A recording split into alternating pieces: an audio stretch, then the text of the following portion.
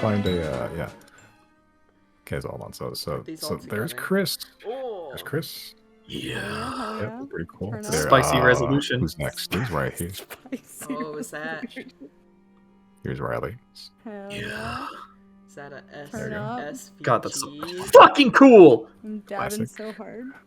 Here is Yes. Ligiana. Yes. Love it. Cool. Let's go. Love it. Weed. The sunlight is my favorite part of that. Weed. Here I like the is bells. Gergio. Me too. Oh yeah, can you put that on his sheet? I had a lot of fun making his. This is cool. Oh, do you want the actual like you want to replace the bear? Yo, is that Polaris in the background? Yo. Could Got a be. new icon. All right. Yeah, I can do that real quick. I mean, let's do the 0. Let's not distract you from what's going on. Okay, yeah, I got it. I changed it. Okay, 0. Ready for this? Oh. It's not even a perfect circle. It's perfect. We got it. Here you go. Thanks, guys. I like to imagine that 0 used their really high stealing skills to steal the real one and like put this in its place. Yeah, I had to replace the token.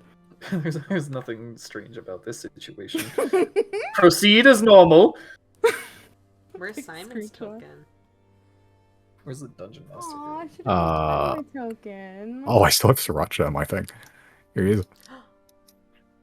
I'll make Simon a token. There you go. Aww. Hell yeah.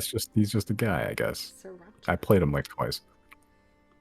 Oh no, I have perfect deck one here actually. Holy shit. Oh, that's a diamond ore. It's just like Minecraft! That looks like I like that Roblox. it's a square. I don't know where God, I hate that. It does look like Roblox. I used to be an avid Roblox player. Aw. Got lots of Robux. No, I purposely didn't. Even when I was like 9, I knew what microtransactions were, and I was like, nah, I'm good. So smart with his money. Couldn't be me. Last we left off. Oh, I didn't write an opening speech. No, whatever. You guys, I'm used to that. You guys fought and killed a strange amalgamation of shark, corrupted, clearly corrupted at least, and something else maybe. But in doing so, a giant dragon just erupted out of the now pristine, pure lake. Paid the 2 corners, the line, if you will, a handsome amount of a large chest of gold as a reward, but the 4 of you were instead invited to have a Gallery of Gods, GodCon, if you will, 2022. Free passes and everything. You jumped into a big whirlpool where you erupted into a strange cave-like system that is mostly submerged in water, still able to breathe, where you entered a sort of coral palace in which upon taking your spots behind, in front of these 4 stained glass windows, took the forms of your gods. And some informations were laid bare. A lot of information. Most everything that they know, that you know of, at least, put on the table. Clear as day. I went for the first time for some of you, meeting your compatriots' patrons. After that, jettison back out, said your farewells to the 2 corners who, somewhat banded back together, have now found a somewhat new drive to rebuild their band. Leaving them to it, you left and are currently on your way, flying back to Golmud Harbor. Back for some of you, or one of you at least. And you can just barely begin to see the bits of Roiling Bay, Golmud Bay, which Riley you're very familiar with. But you are currently on Polaris, flying southward. What would you like to do? It is currently... Yeah, it is... Oh, is that... Did I get that right? I didn't. It is 8 in the morning, not 8 at night. Did Riley already talk about his experience with Tannen? Or did we end just as he zoomed back into consciousness? I thought you spoke to him at nighttime, right? Mhm.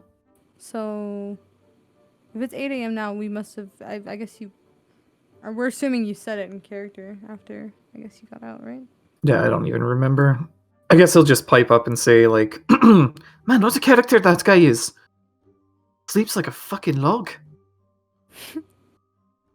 What's the verdict on him? Well, I'm still a bit wary of what Zal has said about bewaring the silver tongue. Because frankly, he's won me over. Yeah. If he's not the real thing, he's very convincing. Best actor I've ever seen.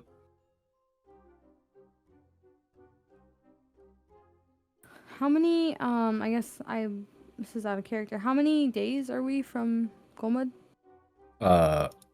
Give or take, in between 3 to 5 days. Depends on weather and any obstructions, but 3 to 5 days. Probably no more than 5.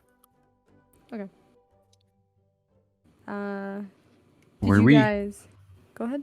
Interesting. Were we heading to Thane? Yes. As well? After Golmud, we'll set up a teleportation thingy there and then head it straight out. No, I thought we were gonna go now. No, that's not what I had planned. Isn't Hi. it better to go to Golmud now, set up a teleportation spot, and then yeet ourselves back to Thane? No. Polaris is gonna go to Golmud by himself, and then the 4 of us can teleport to Thane at the Yeti campsite.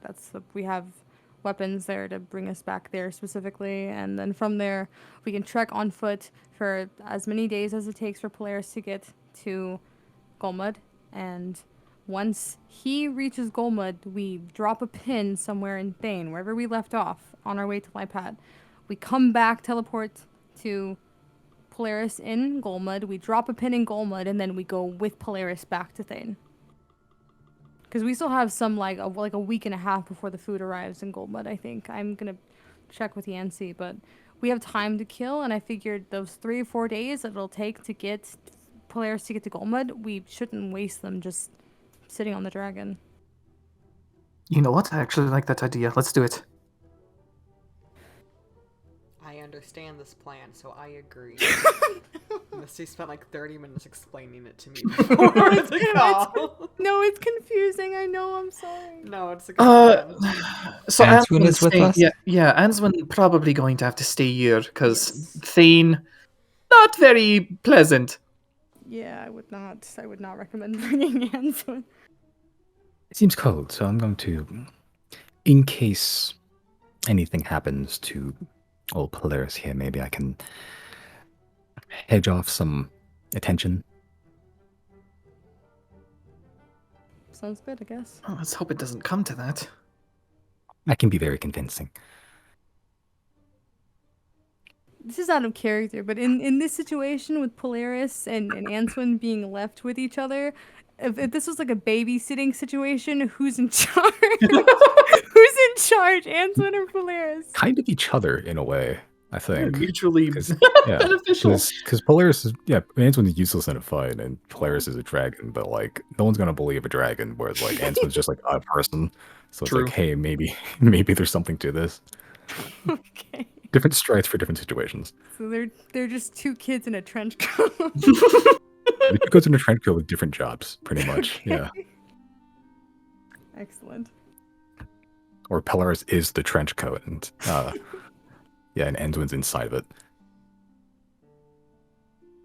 Hell yeah. Yeah. So you guys are going to Thane. Oh. Make it happen, you crazy bastard. And this is something else you want to do before. Wait, quick. Well, we're in the thingies, right? We were in the fingies, but now we're not. Where are we right this second? You are currently in the sky above a indiscriminate road. Yeah, south of Obethus, right there. Do we have spare, South of Bethis, north of Bill. Do we have spare coats and stuff for Answin? She- Let me talk to Answin. Do you want to come with us in the Arctic? Do you want to stay here and just coast to One thing at a time. I think I'll stay aboard the dragon for now. Yeah, maybe once we've made some progress Is there- in our little few-day trek, maybe then we take her. Yeah, I think she's probably I safe here. agree. My worry is just in case something were to happen to Polaris. Is there anything... I'll be checking in at least once a day, so... Yeah. What if you check in and then everyone's dead? What then? Well, we teleport back to our dragon and we fix the situation best we can. Yeah. I wish we had means I- of like an emergency Oh, sorry. phone for Answin to contact us on or something. I know. Well, I I- feel like... We could buy ascending stones from the Atnes. Oh, I didn't think about that. Yeah, we could do that. How do sending stones work? I don't Once have a day, any you get but- free sending. Yep. Oh, I can just do. I'll actually do telepathy with Answin. But that only lasts like an hour. And No, it it needs to go lasts the other 24 way. hours. I want to give Ansman something, so in case something happens, like, she can contact us. It lasts 24 hours. But that's But still you're only gonna one cast day. it every day. Yeah. Do the Atnes have Oh, well, that's a good question. Would you cast it every day? Oh, the creature can be anywhere Well, on the that's same not plane what of I'm asking. existence. I don't want Oh, Chris to use oh a shit! That's spell. actually no. That's actually kind of that saves us. Yeah, that saves us a lot of time and money. That's a good Like idea. for my 8th level spell, it's either that or demi-plane. So Yeah, I think this is better. That's I smart. did not remember that telepathy had an unlimited range. Powerful Cool. wizard. Yeah. I mean, I'm down for that. Otherwise, we'd have to buy the sending stones. I don't know how much they cost, but I don't have any. Are they only like 500? I still think this is the cheaper plan, though. If Chris can be confident that he'll have at least one of those spell slots to cast each day, then I'm fine with just doing that. Can 'Cause- I pause? yeah, go ahead. I know we're gonna save money. I think this is Jana's thing, so I'm gonna ignore what everyone's saying and ring the bell. I'll go buy sending stones because I feel like this is a Jana and Answin thing. Okay. And then no matter Okay. what, at any point going forward, then we'll have this in place. Because Answin could disappear sometime, but I feel like this is just a nice... To me, this makes sense. Yeah, if you're playing the long game, then yeah, this would be beneficial.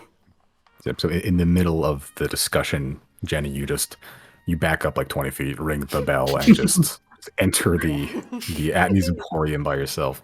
Inside of which you see, just as you're entering, you see a black curtain just to the left with a couple people walking through it, and then it just disappears. And Orville currently standing in front of you. Welcome to Theopo and RuPaul's Emporium for Potions and Portents. It is good to see you, Jenna. It's good to see you too. And I hold up the... Wait, this is Orville I'm talking to? Orville, yeah. Okay. It's good to see you too. Did I recognize the people that were just here? It was a taller figure and a shorter figure. You can guess it was probably the twins. Oh. I Oh, was boys, thinking yeah. of the, Oh no, what were their names?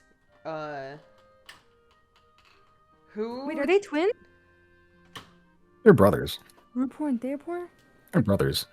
Oh, I just call them twins because they're closely linked. I was thinking of Jim and Sophie for a minute. I'm like, oh, aw. Sophie's a skull. So I can't recall anything in this game except for something just when it doesn't matter. You're valid. Sophostis the Kuvakula. I like how at the airport and Rupar are like my token.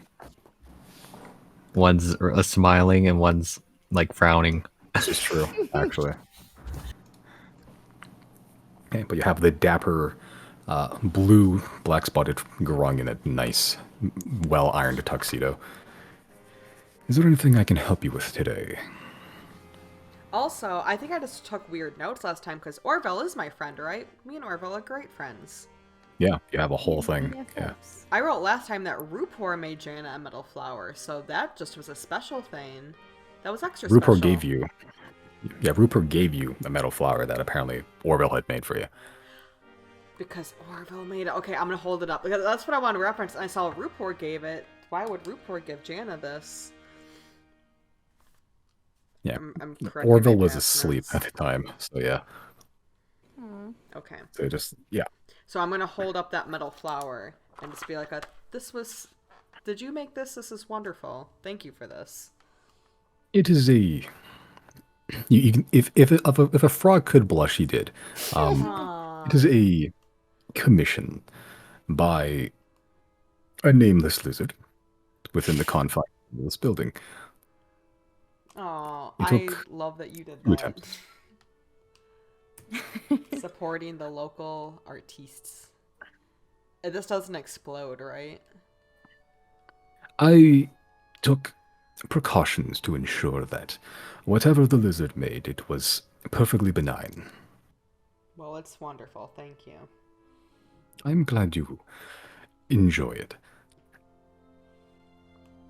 I'm gonna make just a little more small talk with him, and then eventually just be like, I'm also here for a little bit of business, so too. Do you have any sending stones in stock right now? We do, in fact, just freshly made by Master RuPaul. That will run you 500 gold pieces. I will buy that. Oh yeah, I got money. There you go, you got money. Oh, I got money. Might as well use this money. God, I wish gotta that do were me. math. Right, What I forgot happened you. to your money? I spent all of it and like 5,000 of Riley's money on the food, all of it. Oh yeah, Hell yeah. that's The space kind spent of it all noble. in just supporting a whole fucking town for 2 years. That's a lot. That's a lot of money. I'm in debt to the bard. This is so embarrassing. You're lucky the bard is altruistic. For now. Hang out with Because you Riley- wake up with missing a He'll kidney. he'll snap and he'll have his villain arc eventually. Okay, but Orville goes to the back, returns with these 2 sending stones with like looks like the faces of 2 people speaking to each other, just on each little like red rock stones. Okay, give the 500 gold, and he hands you the 2 sending stones. Do you want to test these out real quick, and then I give one to Orville, and I go like over a couple feet? Because there's Okay. not a limit per day on these, right? It's 1 per day, I believe. Oh, just kidding. Wanted to actually test these in. Pretend that didn't Next happen. on, yeah. Yeah. Okay. I'll bring that. I'll put that in your not character sheet. The handouts there.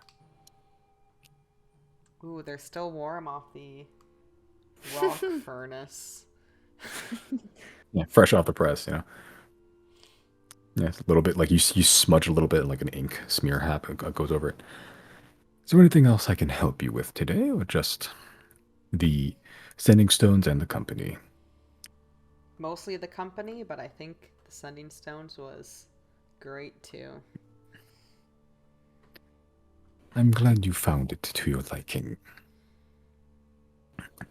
Take Shall I your ask time. Master RuPaul's?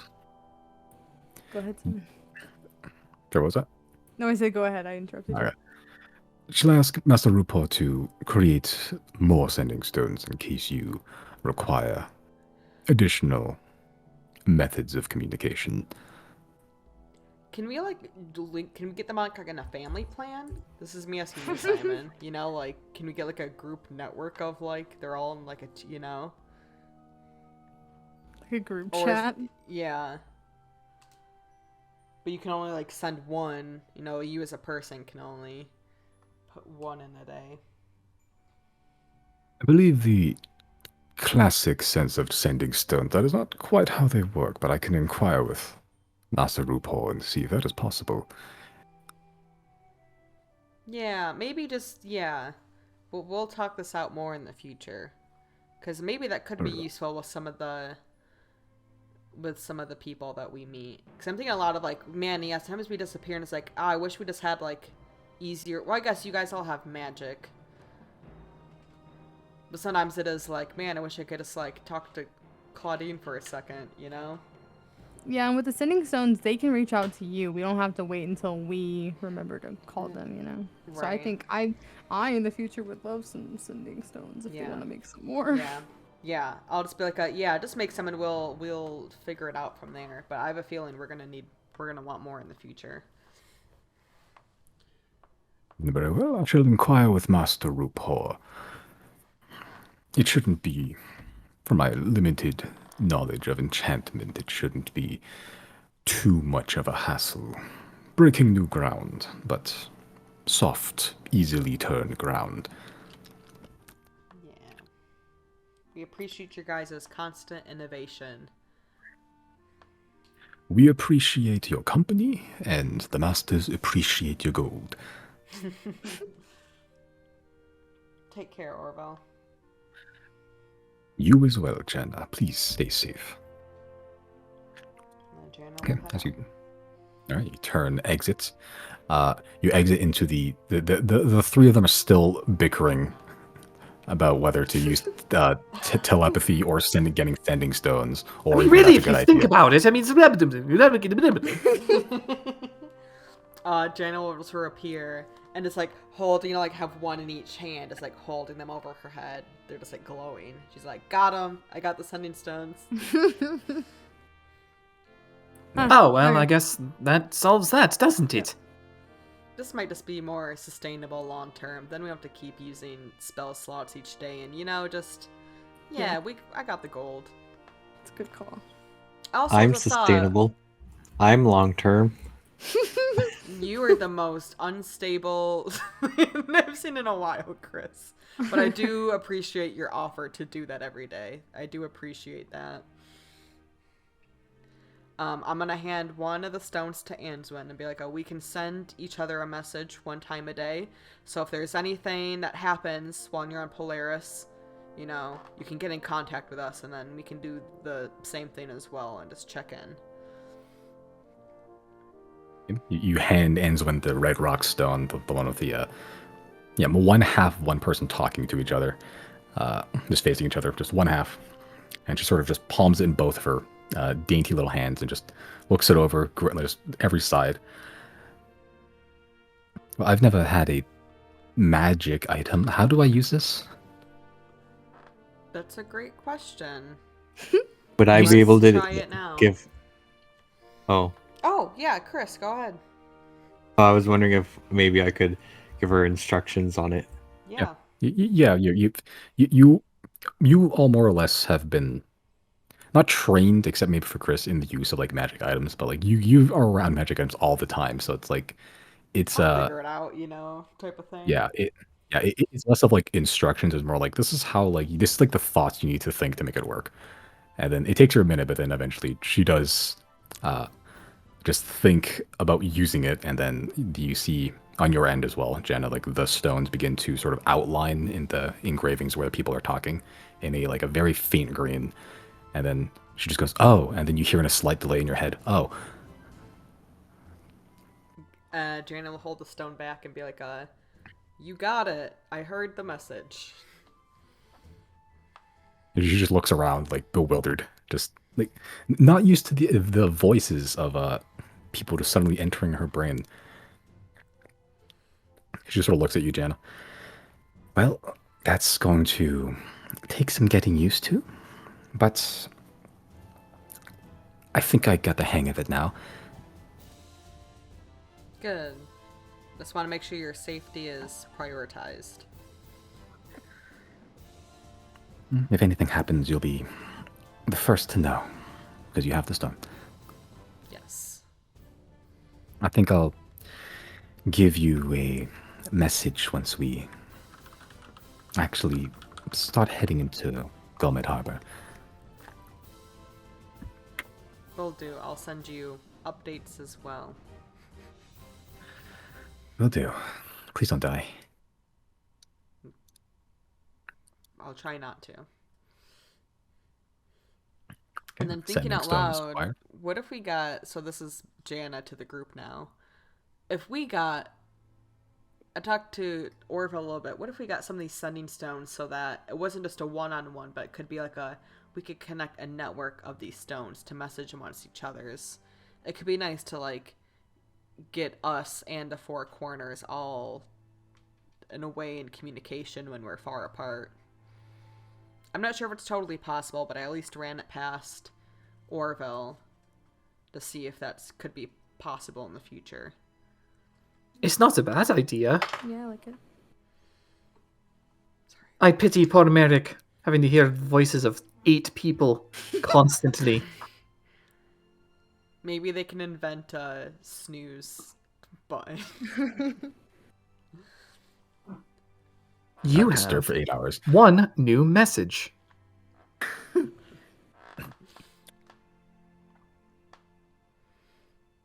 This is completely off topic, but I want to try and test something. Tell me if this works. I'm supposed to be fading out right now. Is it working? Am I Yeah. like going Yeah. farther away? Yeah. Oh, volume I'm gonna have fun. Oh, I'm gonna have fun with this. Do you have a volume button? Yeah, you could say that. Do you have a swivel chair? Yeah, I wish I did. Wee.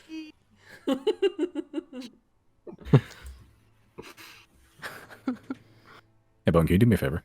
What's up? Can you scream as if you were falling off a cliff?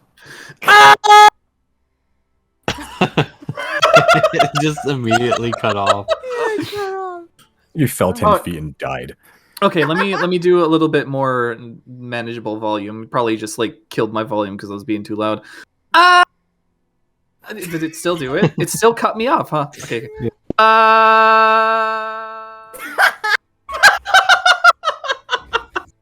Oh my god, that's perfect. I did it.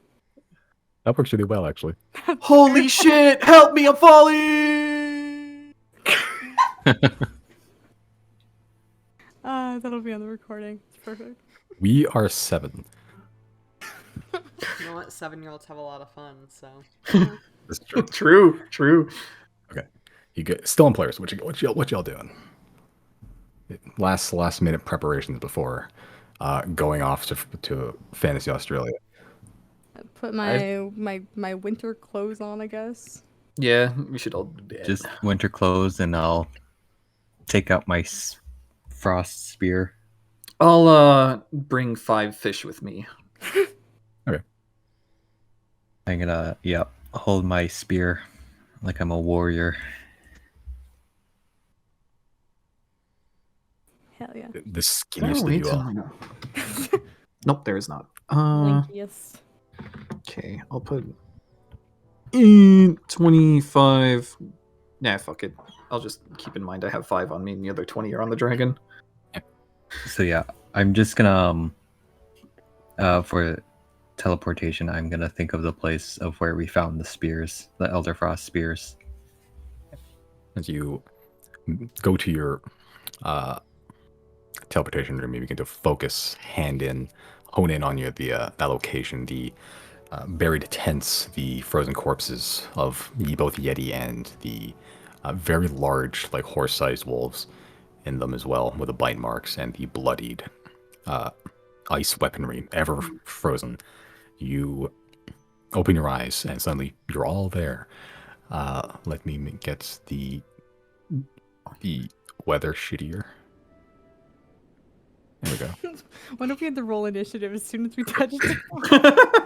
There are 30 bandits all armed with okay, but you are... So what they're like actually right now. Oh, it fucking sucks. Yeah, look on my calendar. Yeah, it's not great. It is extremely cold. Colder, like slightly colder than even the first time you were here, where it's like a gentle snowfall. Now it is like, yeah, it is not doing so hot. But you are currently somewhat snowblind as you are just lost in this very white field of snow and ice. Even when you teleported, you all just found yourself like to the hips. Jenny, you're almost completely buried in just very soft snow. You don't even see where the tents were anymore. Like it's completely buried, like just forgotten and smoothed over like the rest of everything else in this country. Let me bring you to the map actually. Oh. I clicked Poor my cat's hurt. pen and my cat thought it was the button for the laser pointer and she like perked up. Oh. Baby.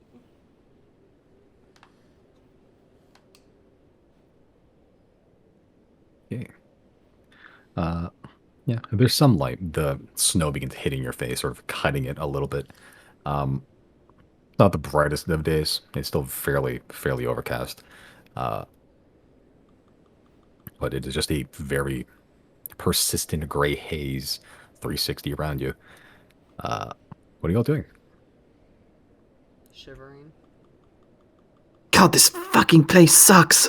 All right, which way is north? Good question. Jana would know. Make a I survival would check. just know. Don't I just have a compass? Shit, As a you do. ranger? I Yeah. think Don't you- make me roll for this. I'm a What's ranger. that, that watch thing, right? Yeah, The you had the watch with thing. the Which I think Yeah. it was a compass and a clock and like a watch, like and like a lighter, I think too. Also, I'm a ranger. I was born Yeah. You're a ranger. where north is. Yeah, with proper like signals and stuff, you are blind in like in both senses right now. I guess there's another sense of blind. I don't know. Ignore me. But yeah, it takes you a little bit, but eventually you do find where the sun is, very barely through the clouds. Well, I The also wind have where the the wind is watch. blowing. I will use And the you have the watch because watch. I have. And you have to watch, and you have to like rub your eyes and just look at it. But yeah, you do figure out where north is. It's this Okay, and- way. Before we start heading that way, I think we should make sure that we're all have the ability to be not detected, right? I've covered that a while ago. I think we're fine. Yeah, we all have our medallions on, right? I do. I got rid of And- my and you- my lightning wand for that. Is everyone attuned to their amulets or no? Yep. Yes. I am not. Oh, What? Why I not? see. You're gonna spend. Chris, you're gonna spend an hour out here attuning? Come on. What are you doing?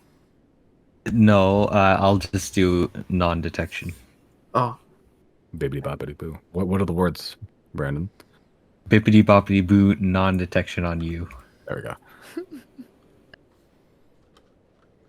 That is something I can hold over you now forever every time you cast that spell.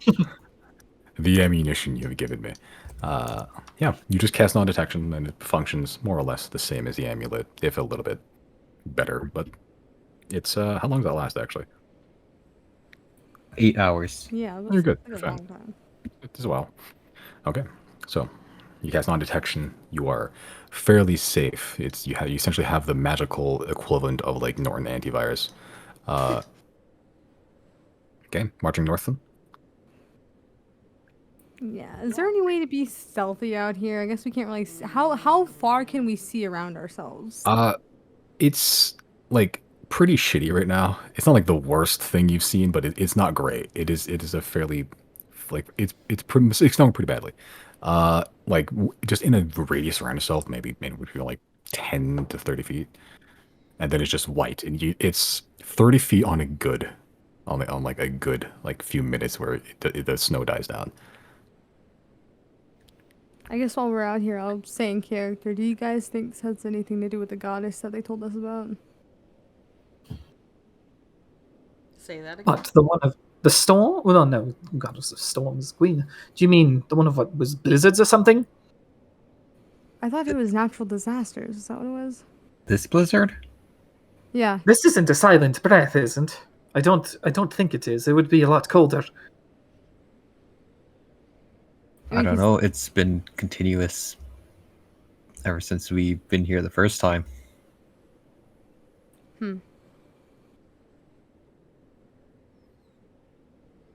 All right. I guess while we're traveling, I don't know if I can stealth, but I would like to try to stealth. Yeah, you can do that. Anyone who likes to stealth can try to stealth. Sure, it's not like we know where we're going. If we're all stealthy, I'll stealth, but I think we don't need to. Where the heck? Progress is progress. Okay. Yeah, Zero and Riley, you feel pretty stealthy. You're using the snow around you as sort of cover, just making your own little like World War II trenches in the snow. Jana, you're that person in the adventuring party that's like looking at the map and like runs into things, even there's like nothing to run out to here. Stealth's not the most forefront thought in your mind. And Chris, you're probably doing backflips through the snow or something. Try, trying to break the ice when I step on it. Like every frozen puddle you see, you just have to stomp on it full force. Yeah, I know the feeling. How deep is Jana in the snow? Jana is like pretty. Yeah. Now they went. Jana's pretty deep in there. Can I Jana would be argue like. that since there's less of me, I'm lighter, so I don't sink as much? This is true. Yeah. It depends on where the how soft the snow is, but yeah, Janet can range from walking on the like someone on the surface and like just disappeared. Either way, Giorgio's there to dig you out, make a path if need be. Aw. Yeah, like last time. Okay. Where are we heading again? The Divider's Range? I don't even know if we know exactly where this place is. I think we'd asked Simon at some point, right? Through the power of bullshit, Riley will recall the words that Claudine left with him. What does he remember? It was either Claudian or Sayla. I think they both gave you some clues, but it's yeah, Lipad is located somewhere south of the Divider's Range. And apparently there's supposed to be just clues littered around, like within close proximity of it, to where that you can follow. Well, let's get nearby the Divider's Range anyway, and then we'll spread our search effort a bit more. Yeah. Okay. All right. So the Divider's Range is a while away, especially on foot, but you can make some good headway if you have some time. You have a few days, which is that's an amount. Cool. But a few hours pass. The weather doesn't get any better. Just marching through, just huddling up as best you can. Someone roll me a d20. No. Not I. I'll go. I'll. Oh, Boom. Okay. that looks fun. You can roll next time, Brandon. Sorry. Yeah, if there is a next time. It doesn't matter who would have rolled it. It would have been a 2.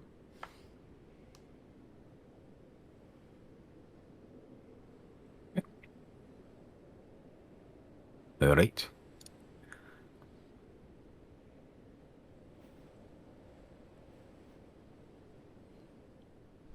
Okay. A few hours pass. Looking at the clock that all of you have, actually, now thinking about it, you can see it is high noon, the warmest time of the day, and that seems to be a lie, seemingly, because the weather has still not improved. Hasn't got any colder, hasn't got any better, but it is just this perpetual wearing cold, just constantly. You almost wish that there was something to change the monotony of just frigid winds, but there isn't, as you just keep your head down, keep marching. Nobody in the mood for a tiny hut? Or should we wait? I've been out here Push a for little 4 bit. hours, right? Yeah, 3 or 4 hours, something like that. Do we have to roll for exhaustion? Not Only for anymore notes. because you have cold weather clothes. Okay. It's only during like a silent breath. That's when it doesn't matter. It's just that cold. Currently, no. This is just seemingly normal weather.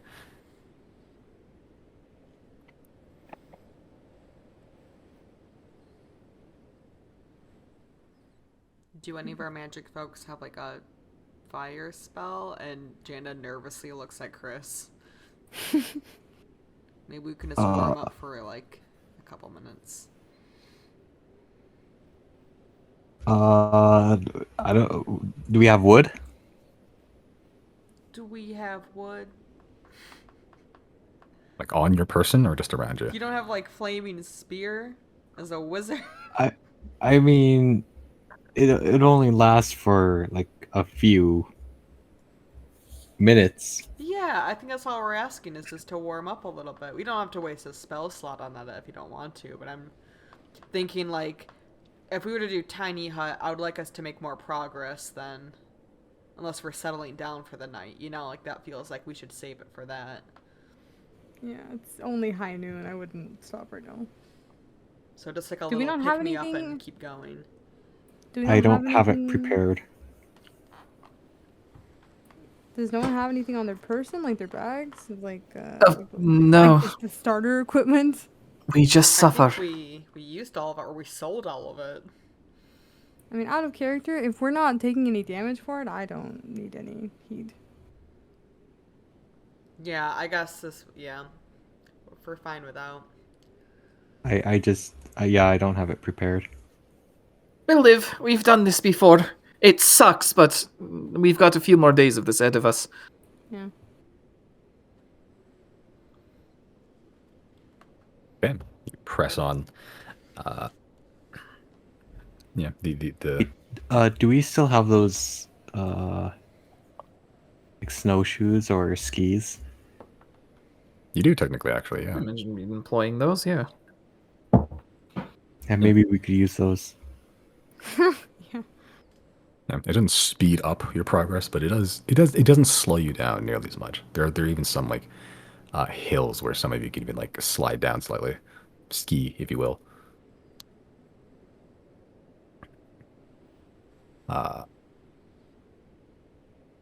Yeah, but with the use of snowshoes, with the use of your compasses and Janna's superb survival skills and your cold weather clothes, you are more or less prepared now that you know what you're getting into to traverse Thane relatively unmolested.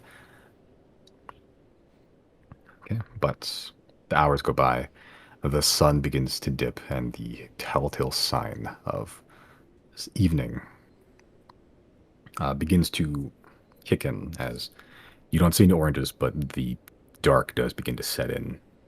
As it's a very gradual chance. Maybe you don't notice immediately, but Janna, you immediately pick up. Yeah, it's gonna get dark in the next like hour.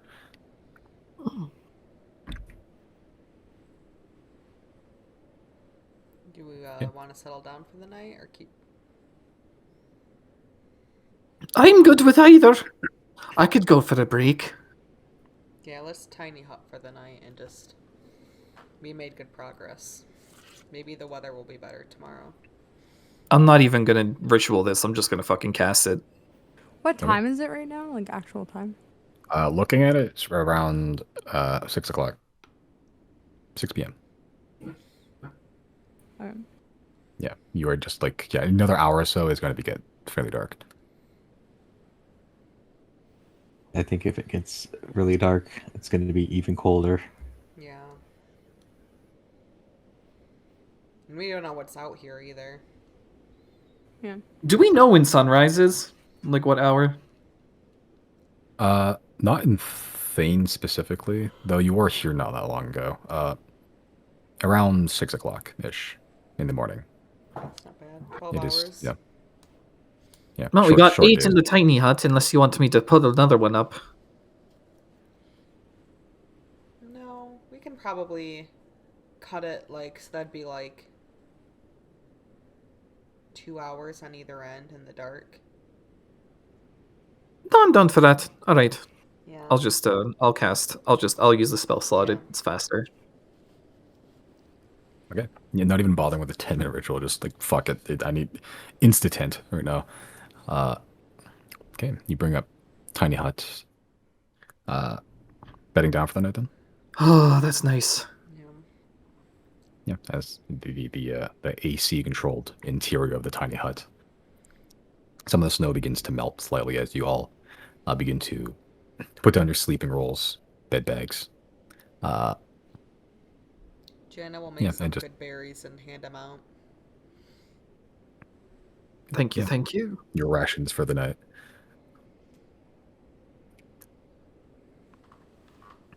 Goodberry just sort of like It's like your It is- food it is for the the- day. it's like the anti-survival game. Like if you run a game that is like very dependent on like what sort of rations you bring and like the scarcity of them, Goodberry is just like fuck it. I feed myself forever. I think that literally was the first thing I picked in this game for that reason of like, well, I don't want to starve. Good berry. Yeah. If you didn't have good berry, you would actually have to worry about like finding food and Yeah. fan. But now, hey, you have good berries, so okay. As you hand out the good berries, you all feel sufficiently filled, magically at least. Sorry, I touched my mic like twice in the past minute. That was you handing out the good berries to everybody. It's fine. Yeah. Okay. Okay. Right. As you all try to find some semblance of comfort in the dark, would any of you like to keep watch, or are you just gonna all bed down and hope the Riley can keep watch for 4 hours. He's not like exhausted, but wanted warmth.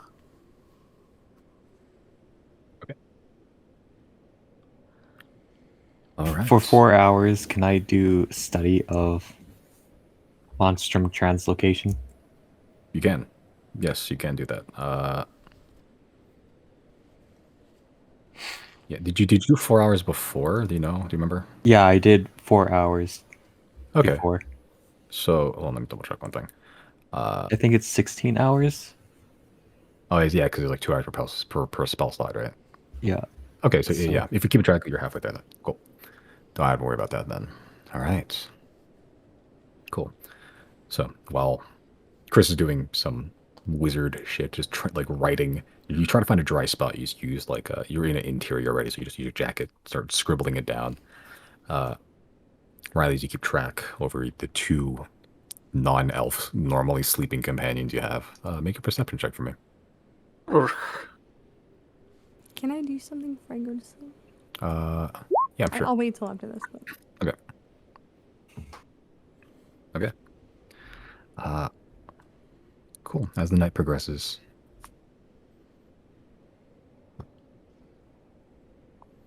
oh dude, that's a really good roll. No, just get your perception die actually. But it's a high roll. You're just keeping an eye out. You don't have a light source inside, so like you're very limited in your vision and your color perception. But you still see out in some semblance of the word, even though like some of the snow is beginning to stick the outside of your dome. You use just a hand brush through and just make a window occasionally every few minutes or so. You become your own windshield wiper. For the first 3 hours, nothing really happens. You think you hear something, but it's just the wind blowing against something out in the distance, far beyond your own vision. And just as you're about to complete watch, go back to your meditation, you hear like chittering outside. And you think you're hearing things, just like you were the last 3 hours, but you listen. No, that's chittering.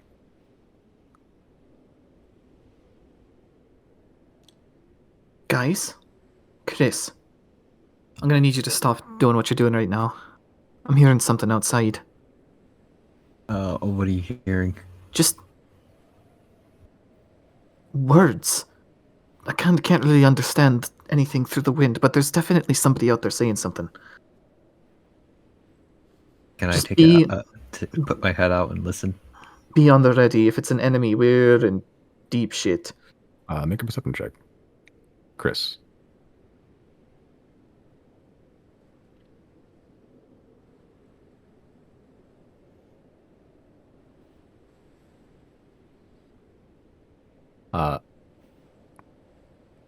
Yeah, you can kind of hear it. Like it takes you a few seconds, like 20 seconds, but all you hear is wind just blowing in your eardrums, and occasionally you hear like chittering. So, like something just like gnashing together like really rapidly. You hear that from like multiple directions a little bit. I do hear something out there. I'm not sure what it is. I wonder if it's similar to the thing that we heard, or the things that we were hearing the other night. Or if it's something different. Well, I can't really go check without dispelling. Should we wake the others up? Maybe just in case. Yeah, maybe. Oi, Zero, Jana. I groggily wake up. We have a situation. There's something outside. Well, can it get We're in in here? the... Yeah, we're in the No. thing, that will be fine. I lay my head back. I suppose not. Okay, just know that you're going to maybe have a rude awakening in the next 5 hours. Well, what's out there? Do you think I'll start? I'm already No asleep. idea. No idea. I'm already asleep again. Well, we'll look in the morning. If you want to look now, and it won't destroy Tiny Hut, go for it. But we're gonna go to bed.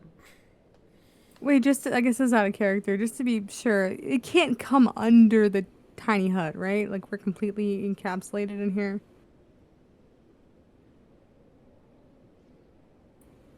Oh, I don't even- DM? Why was there pause? No. DM?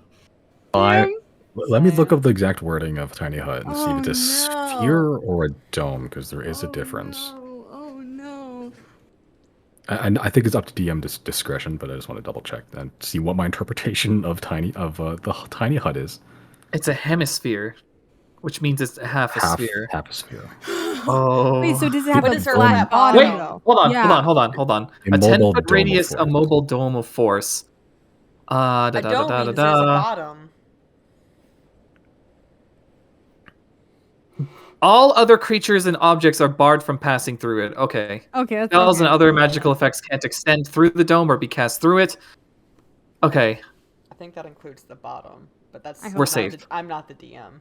I'm gonna stop pretending. Yeah, I'll say for the sake of simplicity that it's once you're in the dome, it's like there is a bottom. It's like somewhat in the ground a little bit, but there is a bottom.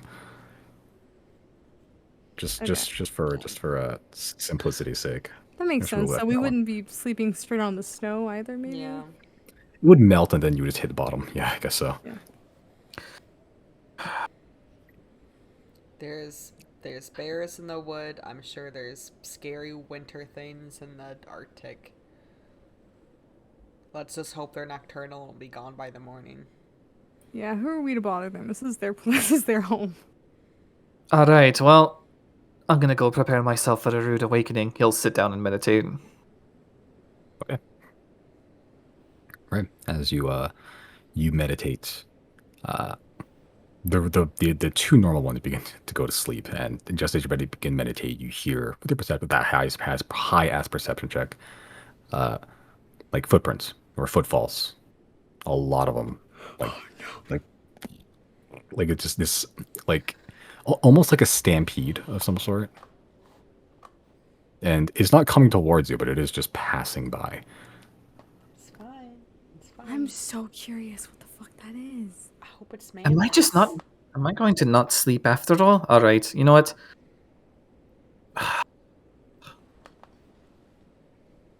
Can I afford to be exhausted tomorrow? You can't leave Tiny Hut. No, but I can look. Okay. With I your can elf eyes. retroactively leave Azik on guard with you, I guess. Or with Chris, because Chris is going to take next watch anyway. I think we're safe in here. I think we'll be okay. Can you let Isaac leave the tiny hut? He can, but I don't want to make him do that. It's cold out there. It's Isaac. He'll be fine. He's a bird.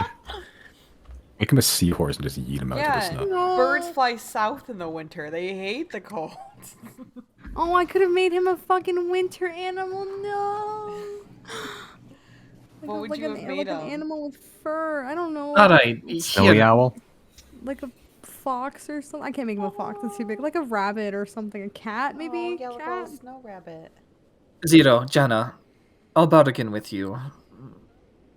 I'm gonna need you to hard carry us tomorrow. I'm gonna stay up and figure out what this shit is. Without even picking up her head, Janice is gonna like thumbs up and like roll over, like I back didn't- to Riley. I didn't even Hey. wake up. I'm so down. You may have to actually carry us. Both of What, you? you're staying up too? I didn't ask you. I'm studying, but you know what? Before you go out there, I'm not leaving. I can't leave. I mean, well, that's another thing is that can't Chris still study and get a long rest? Because I thought it's just like light activity is what long rest is, and then he just needs like a few hours of meditation too. So I feel like he can. Chris He can still can, yeah, get he can rest. do both. Yeah, which is why Riley's offering to be lookout for an extra shift. Well, I think studying is maybe have hard focus on it, perhaps. Chris is like sweating while he's studying. Whatever. I'm gonna keep my eyes focused and hope I don't fucking doze off. Why? Why not just switch out with Chris? Chris is already gonna be awake. Well, Chris is a bit of a hard ass. He wants to study instead. Well, again, we're safe in the dome until tomorrow. Yeah, till tomorrow. I think this I wanna is make the sure thing we're ready. where If Riley's saying he wants to do that, that's his character's Yeah, choice. that's fair. I'm assuming it's Yeah. the equivalent of like even if he Also, wanted I'm to fall asleep, asleep, so- he couldn't. I'm gonna Yeah, I'm interpret it as asleep. that. No.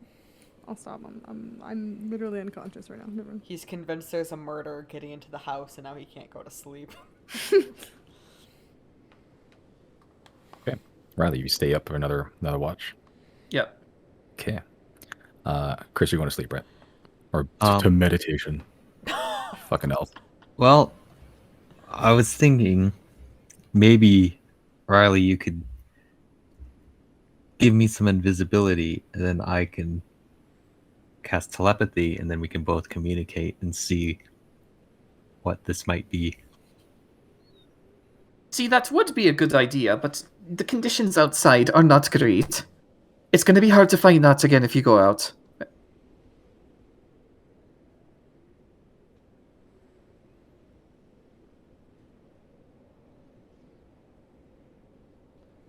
Maybe. No, most certainly. Stay in.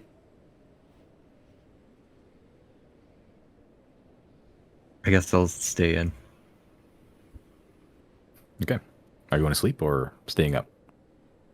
I'll study. Okay, so you're forgoing the long rest to get another 4 hours into your spell thing? Yeah. Okay. All right, so the two elves, ignoring, even though they don't need to sleep, they still weirdly suffer sleep deprivation. Yeah, as Chris, you begin to study another 4 hours, copying even more of this spell scroll. This very elaborate, well written. Like, despite how chaotic of a person Pratchell is, this is like pristinely written and like neatly scrolled up and everything. Like it's a savant in scroll making. Riley, you are on second watch as well. Make another perception check. Mm-hmm.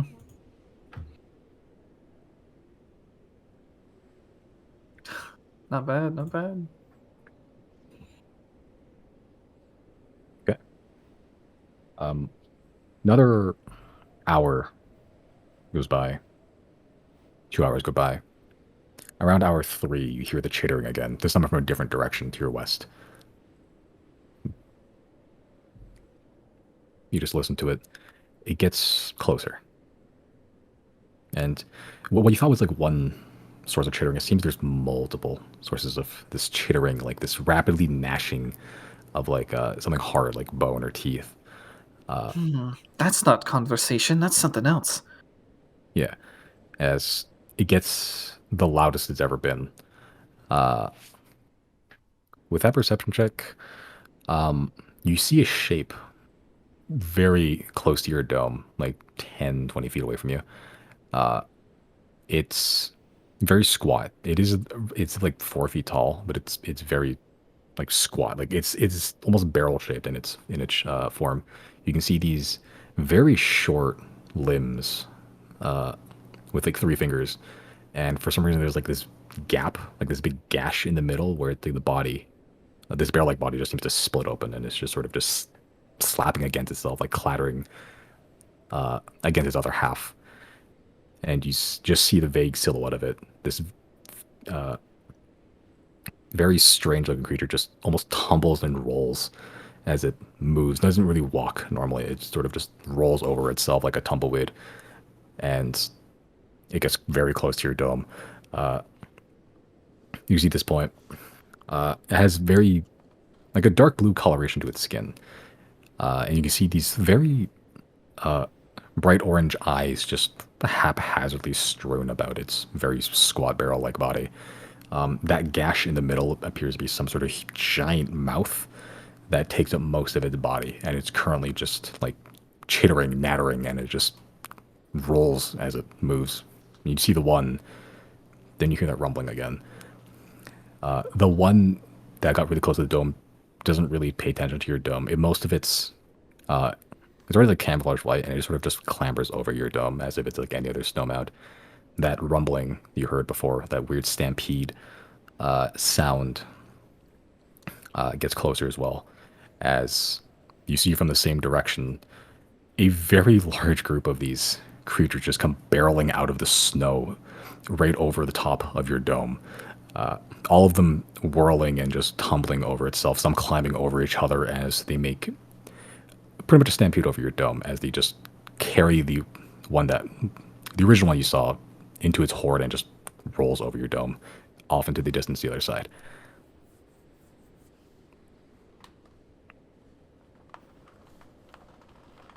What the fuck?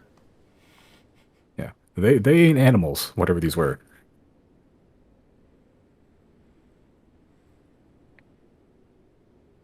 What Yeah, was Chris, what was like the physical description again? let me just show you. You didn't see it technically, Jen. You heard them. Well, I know, but I'm But, taking notes. There you go. Ew, I hate it. Oh. Yeah. It's gross looking. And how many? Like you said, like at least a dozen of them? Yeah. Like it was a fairly large horde. Each of them are about 4 feet tall, multiple arms, clawed hands. You can see they made very clear tracks with their hands, and they're just rolling over each other. Chris, you weren't even taking watching. You still saw it. Like they went right over the dome. Do I recall what sort of thing this might be? Like, is there any accounts of this monstrosity? Make a Arcana or Nature check, your choice, whatever you think this thing might be.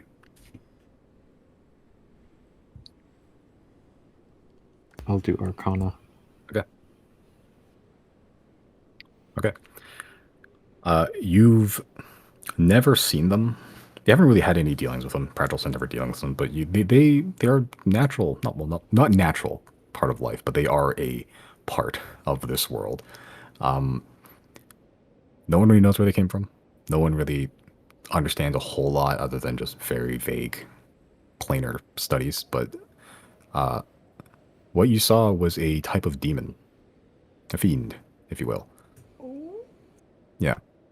And you recall it as a maw demon. It's classified. It's known. It is documented. You don't know specifics other than they get very hungry. And they tend to just roll in hordes and eat everything in sight. Yeah, and so yeah, specifically demons and not devils, but they are fiends. So with that Arcana check, you would know that demons originate from the abyss, specifically. Why they're here, you have no idea, but you recognize them as a maw demon.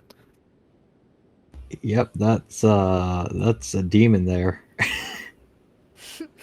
I believe it. Maybe one day I could summon one. Why would you want to summon that?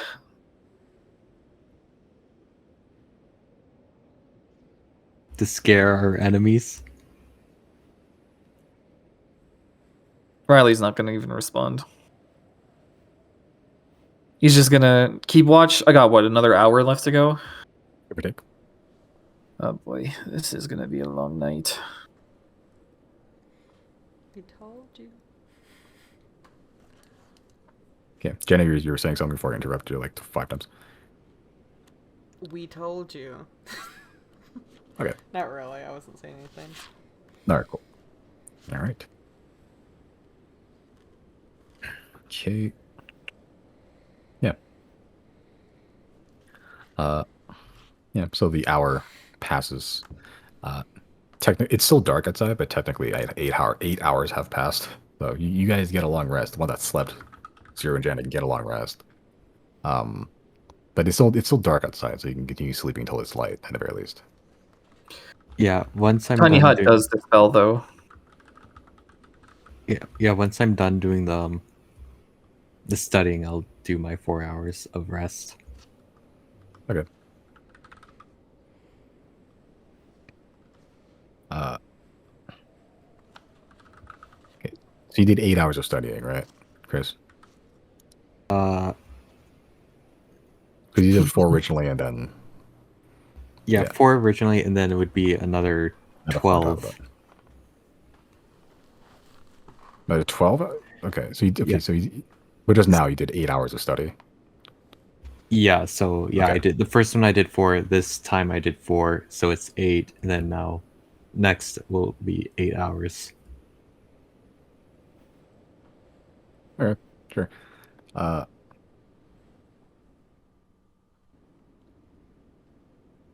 all right. Cool. Okay. Yeah. So you got a long rest. Sure. Uh, moving on. Uh, okay. So tiny hut lasts for what, 8 hours, right? Yep. Okay. So the ones that are sleeping, you are yeah, just in the middle of waking up, and then all of a sudden you are hit with immediate cold and snow. Oof. Yeah, the rudest awakening you could have. It's worse than like being hit with like ice water. Could be worse. We could be surrounded by those fucking demons. The What what? demons? I told you something was happening outside. It was demons. Well, I'm glad we stayed safe in here and got a good night's rest. I wish that was me. I think Anyway, stay alert. They're probably not far. you'd probably have nightmares. Riley just had a whole night of paranormal activity while we just. Yeah, while this crazy loon next to me was studying. Y'all are awful calm about a stampede of demons. I mean, I'm sure that we can take them, but also I don't want to get my arm bitten off. Me It'll be either, fine. which is why I Yeah. stayed asleep. Well, I think it was good that we didn't go out since there was a horde of them. But now we're aware that they come out at night around here. Jen, I'm gonna need you to angle our approach to the divider's range ever so slightly out of the way they went. And I'll The point what? towards which way they went. Oh, to I'll be not like, go that they way? went that way. Let's angle Yeah. slightly off that path. I am good with that plan. Remember, we're in other people's homes. Not that I love that happened, but sometimes just staying tight and low is the game plan to survive out here. Are you prepared to drink your own piss, Riley, to survive? It's just like my folklore hero, Grill Barris. Mhm. No, I have fish. I'm fine. Speaking of, he'll grab one out, and roast it with a Tempest Retort. I actually will spend a charge on that. Okay, with And lightning. yeah, and then I'll just chow down. Okay, it is still 2 o'clock at night. It's still very dark, but yeah, the 8 hours. Yeah, you guys had 8 hours of rest. Oh, but it's 2 in the morning? Except Riley, he's not. Oh, He's yeah. Riley Yeah. and Chris actually. So it's just Jen and Zero. Yeah. So yeah, you guys had the tiny hut had 8 hours, and because you guys had 8 hours of rest except Riley, and yeah, so the 8 hours Yeah. it brought it to 2 o'clock at night. So it Yeah, literally so- won't also be light out for another 4 hours. Riley, do you want to get some shut-eye? Let's travel for at least an hour. I want to get a distance ourselves from that horde. Okay. Yeah, because I think with the elves we only need 4 hours. Yeah. Yeah. So Okay. Riley could do 2 hours of rest or something like that if he wanted. Let's walk a bit first.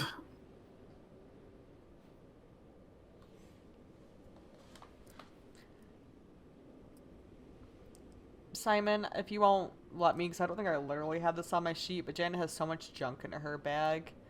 Can Jana make like a little like makeshift scarf for Flume out of like scrap fabrics.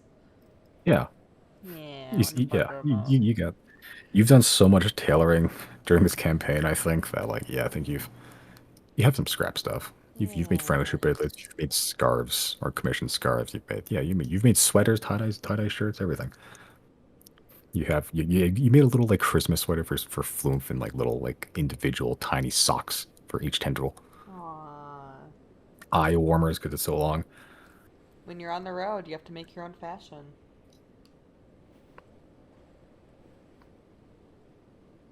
That's the next piece of art I'm commissioning from this day. Christmas Flumph. Okay, so you're traveling north for an hour just to get away from these demons. Yeah. Yeah. Okay.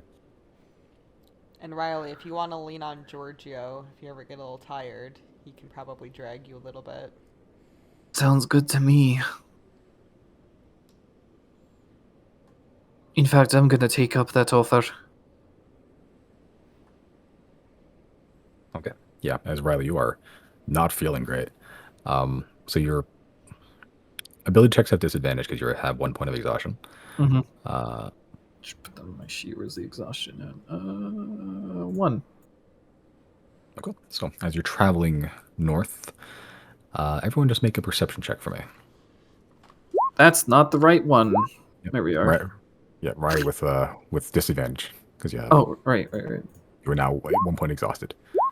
Can I make one for Azek too? Sure. Is it based on smell? For this, no. Would Chris also be Oh, disadvantaged? baby. Nice.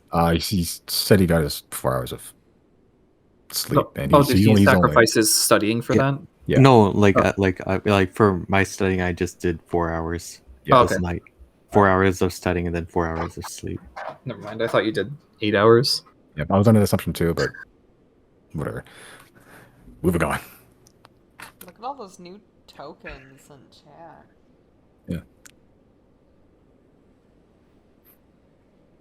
So proud of you all guys. Okay. You guys walk like 10 minutes north. So who rolled? Yeah, pretty much all of you have those. It doesn't take very long before you come across these footprints. These 3-fingered footprints that are just like they just clawed their way across the landscape. They're you approach them at a sort of like an angle. What's the word called? Perpendicular to it, and it's just this line across from left to right. You go another 5 minutes, there's another line. Giorgio, Chris, and Jana, and Riley still. Well, you all see the footprint. You can still hear the chittering and like the slight rumbling just around you generally. Sometimes in front of you and you try to keep low, sometimes behind you, sometimes to the left, sometimes to the right. It certainly didn't take long for us to catch up. Can we try to like shift directions a little bit? That's what I suggested to begin with.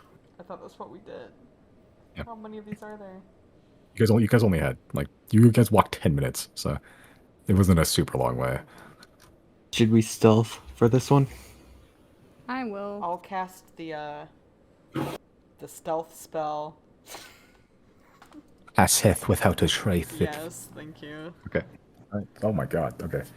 Dang. So plus 10 to everyone's stealth rolls. Wow, it's so hard for me to find stealth now.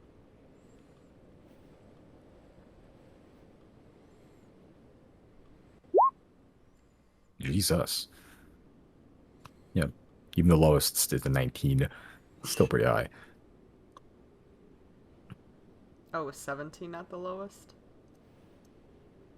Oh, because... Yeah, because you Sorry. have Pass Without a Trace. well, Yeah. isn't that also 19? Oh, because you're at Well, yeah, mine's- disadvantage. Yeah, you guys are Yeah. all at like 30s and whatnot. Yeah, and then your 17 would be a 27 with plus by the truth. Okay. You continue on another 10 minutes and the rumbling still around you.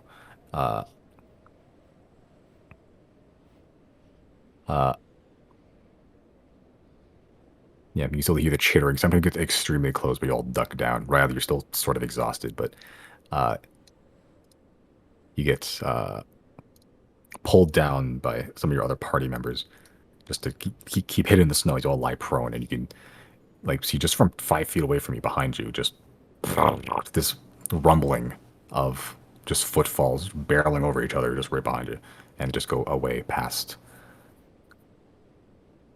Seemingly, your stealth rolls have worked this time, at least.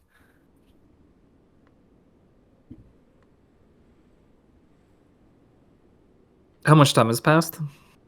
From when you left, about 30 minutes or so. Another 30 minutes to go then. Okay.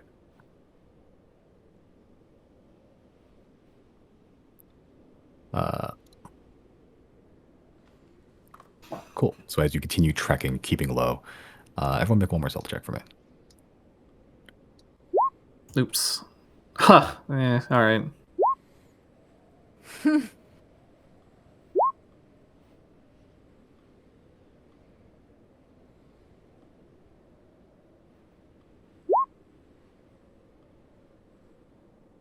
Okay.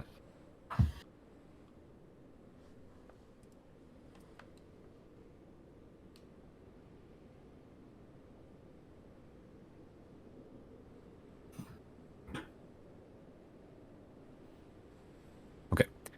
This time you hear the rumbling getting closer, like directly towards you, as you all drop down to the snow again. The rumbling gets closer.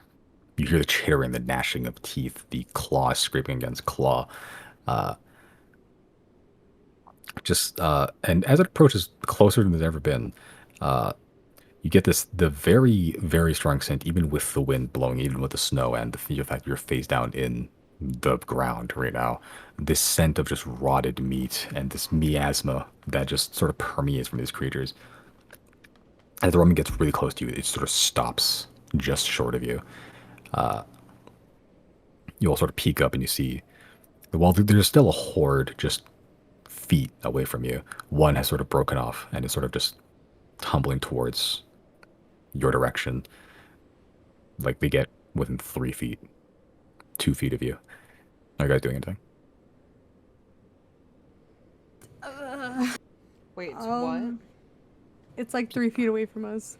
Yeah, there's one that has broken off from the main horde, which is only like 10 feet away from you guys, and the one that broken off is currently waddling towards your position, only like 2 or 3 feet away from you.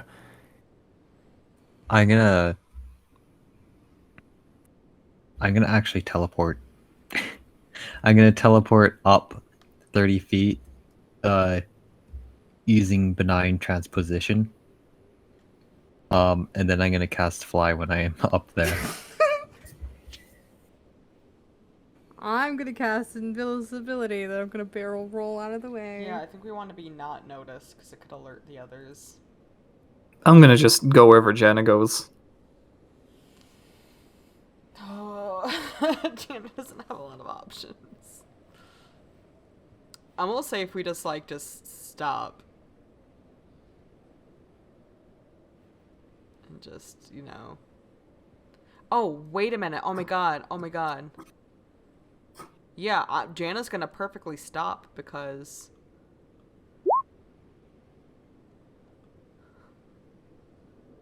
Okay. How That long? is a thing you can... wait, it has to be like an hour though, isn't it? No, you just have to not move until you... Yeah. Yeah. Just an action. Yep. Giorgio's gonna go in the ball.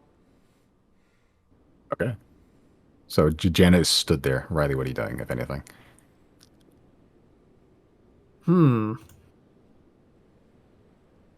I'll just You can go invisible. stay where... Yeah, I could. Should I?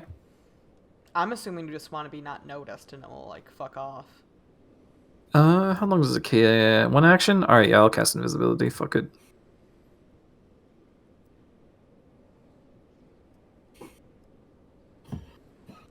Okay. All right, so Chris, you just teleport, just leaving a Chris-shaped impression in the snow. Just upwards, and as you fall like 2 inches, you cast fly. From above, you can see a little bit. With your dark vision, you can see there's the horde directly in front of you. You can count roughly 10-ish. But from behind you, you can still hear a second horde, just like, still rolling around. Did you say a second horde? Did you say multiple hordes? Mm-hmm. About how many in each horde? The one in front of you that is stopped in front of the party is, you can count, there's about 10. The one behind you, you don't see visibly, you just hear it. Jana, you stand perfectly still. You essentially stop breathing, and almost weirdly, almost magically, you sort of just begin to blend in. Metal Gear Solid 4 style octo camo, and like coloration of your skin and your clothing begins to take on a more textured and colored hue, very similar to the white around the snow. And you just, Riley, you are in front of Jana. You can barely see Jana right now. While you cast invisibility, Zero, you cast invisibility, and we begin to barrel roll away. Just a little bit out of its path, yeah. Just log roll, you know. Okay, but the creature, the one that's broken off, takes another step forward, 2 feet from you. Another step forward, 1 feet. Another step forward. It steps on you, Jana, and is currently just seemingly just looking around. As you look slightly to the right, you can see some yellow liquid just dripping out of its mouth, and just like it's like the most diseased piss just staining the snow, like this very deep orange yellow, just dripping on the snow next to you, on you a little bit. It smells awful. It doesn't like realize that it stepped on me yet, though, right? It sort of just stepped on you and just stood there. Riley, you are like just as close to it as well. It's not moving. It's just Yeah. pouring, The- staying still. It stays there for about 10 seconds as the horde begins to roll again, and as it does, the one immediately just begins to roll back into action, join the horde, and it just off. Sweat, after like it disappears, like sweat appears on Jana's forehead and like it immediately freezes because it's so cold. Yeah, you guys roll pretty good on stealth. You roll pretty high in perception, but you roll pretty good on stealth. Yeah, with the invisibility and everything, yeah.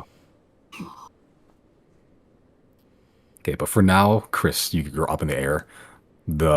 Both hordes, you can you can't see any of them anymore. They're out of they're out of eye shot from now. Okay, I'll kind of float back down. Are we safe to go on? I don't hear anything anymore. I think they're moving on. Right. I don't see them. But the one that was next to us was there were 10 of them. Oh my god. If we were spotted, that would have been like over. Maybe for the time being, if Chris, how long does fly last? An hour? 10 minutes. 10 minutes? If we're gonna keep going forward, maybe Chris should carry Jana, then me and Riley will be invisible on the ground. Just until fly runs out, and then we'll keep going from there as stealthy. How will Chris know where we're going? I guess we make imprints in the snow. Or we could always follow Chris. Jana is the ranger here. Oh, that's a good idea. Let's do that. If Jana and Chris want to do that. Otherwise, Jana's kind of on her own down here. We want to do it for 10 minutes. I was just suggesting until fly runs out, you could carry Jana up there with you so you don't have to be on the ground, and then me and Riley are already invisible. So we'll stay down here. Okay. Yeah, I can do that. But first, maybe I'll cast telepathy with Riley. No, don't bother. It's a bit of a waste of a big spell slot. We'll just keep vision on you, so just keep moving and we'll keep moving. Okay. Okay. So, Chris, you're picking up Jana then? Yep.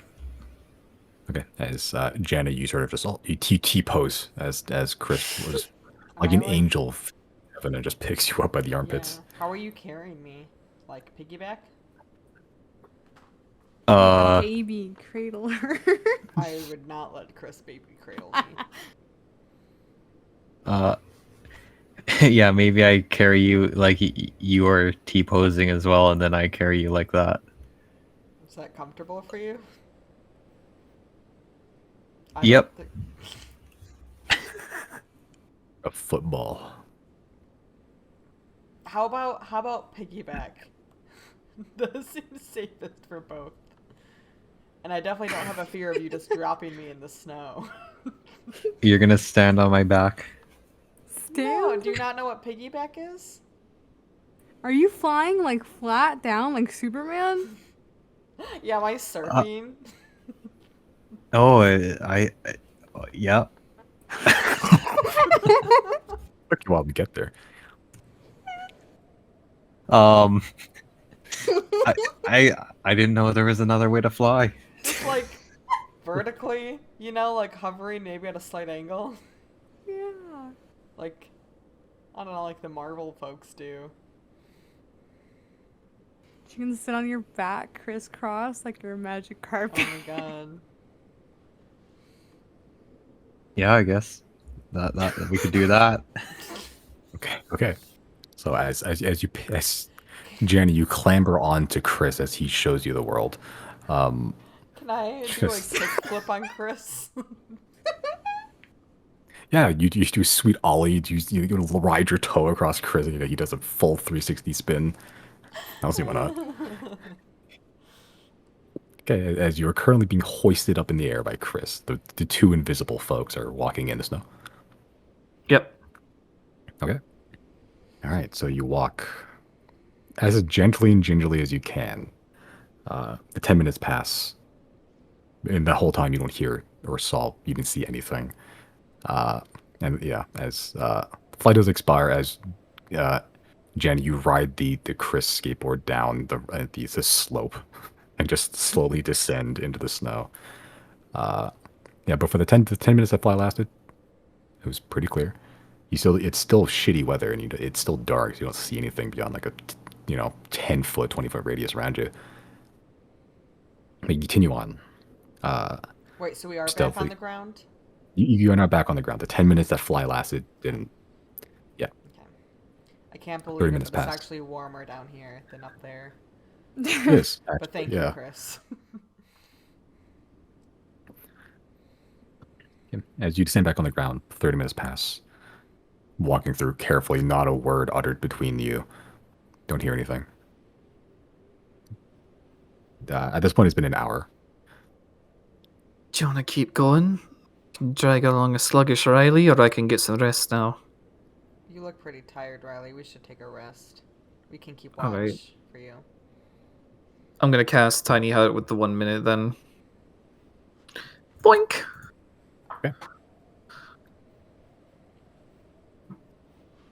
All I should right. probably get some rest too. Yeah, just like a short rest. Jana can keep watch. I will help, Jenna. Cool. Brandon, you with us, or? Yep, I'm Okay, here. cool. I'll Double checking. maybe I'll just do another 2 hours of studying then. Okay, you have 4 hours if you want to. Oh, okay, yeah. Then yeah, Yeah. I'll do another 4 4 hours then. Okay. All right, another 4 hours there. As the tiny hut occurs, Zero and Jana make perception checks for me. What a fun reversal. Oof. Is this based on smell? I It don't is know if not. the senses can permeate through the sphere anyway. Well, Giorgio's also helping. That's a lie. We can hear things, so why wouldn't we be able to smell?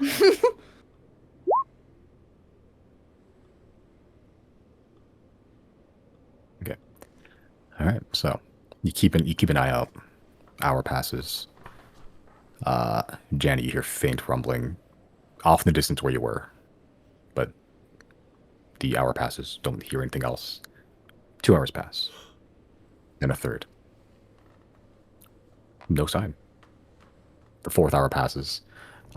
Which 1, 2, 3, 4. Yeah, just as the sun begins to rise. Riley, you have no longer exhausted, and you've gotten a long rest. I And get all my shit back. Hell What yeah. does Riley look like meditating? Because we've always been asleep when that's happened. I mean, it's not like an om kind of meditation. He's kind of just up against the wall, kind of You brooding. stand while No, he does sleeping? not. He does not stand. Oh, you're sitting. Okay. Yeah. His hand like across his knee.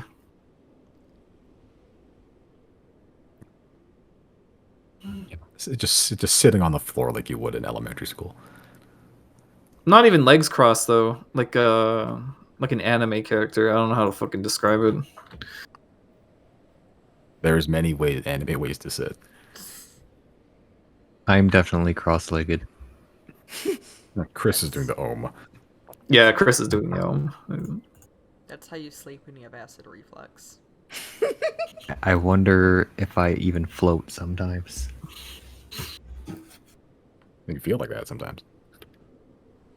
Okay, yeah, but the fourth hour passes.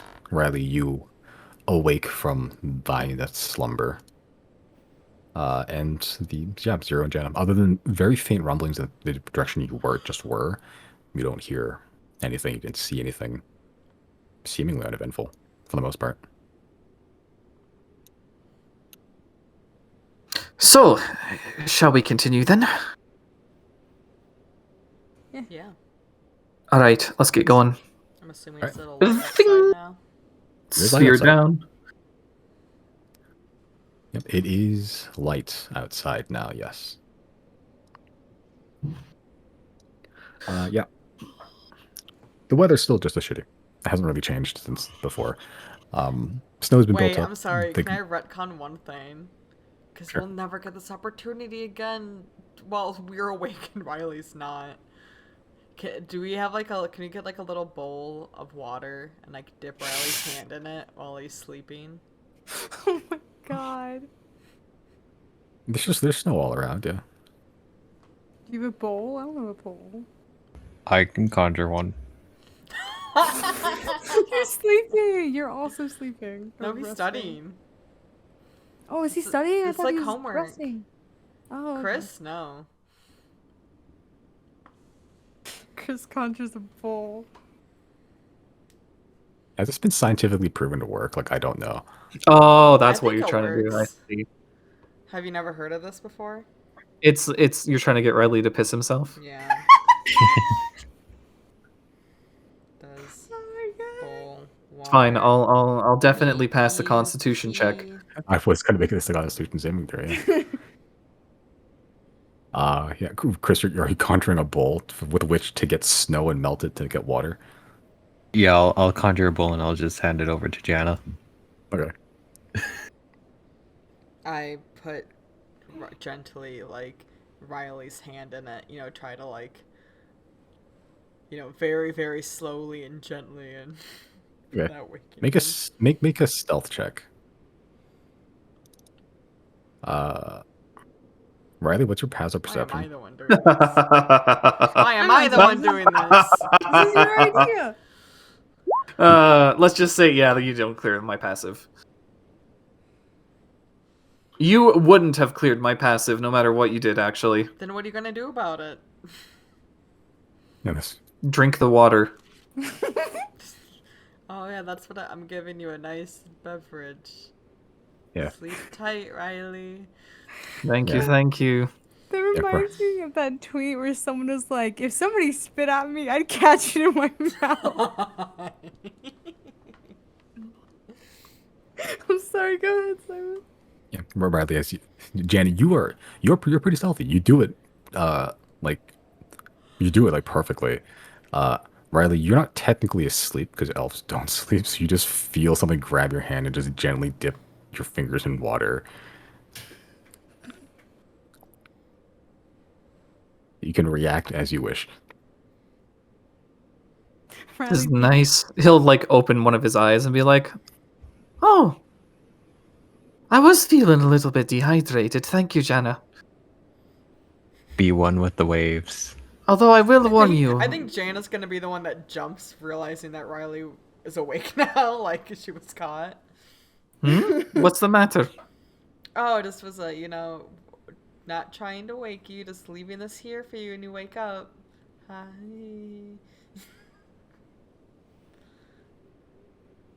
Riley will take a sip. Okay. It's cool. It's fresh. The purest Man. snow water you've ever had. Jen is great. Rest up, our good friend Riley. I'm sure there was no malicious intent behind this at all. How Not wonderful. What a malicious. great group of friends I have. And then he'll close his eye. Can I retroactively cast a spell while Riley's asleep? Sure. Not on Riley, but I'm doing just because I have time and me and Jen are awake. Can I cast Find Familiar while I'm in here and change Azic's form? Yeah. You have the incense? I don't know. I think I do. I usually buy like ahead of time, like multiple amounts of them. Also, I haven't changed this form in a hot minute. I think I do. You probably do. Alright, it's fine. Oh yeah, I have 10 fucking... And uses. 10 rounds of that, yeah. You're good. Yeah, mark one off. And what do you want to change Isaac into? I want to change Isaac into, I think, a cat with like fur, so he can be warm out here a little bit. Like a Okay. long-haired cat.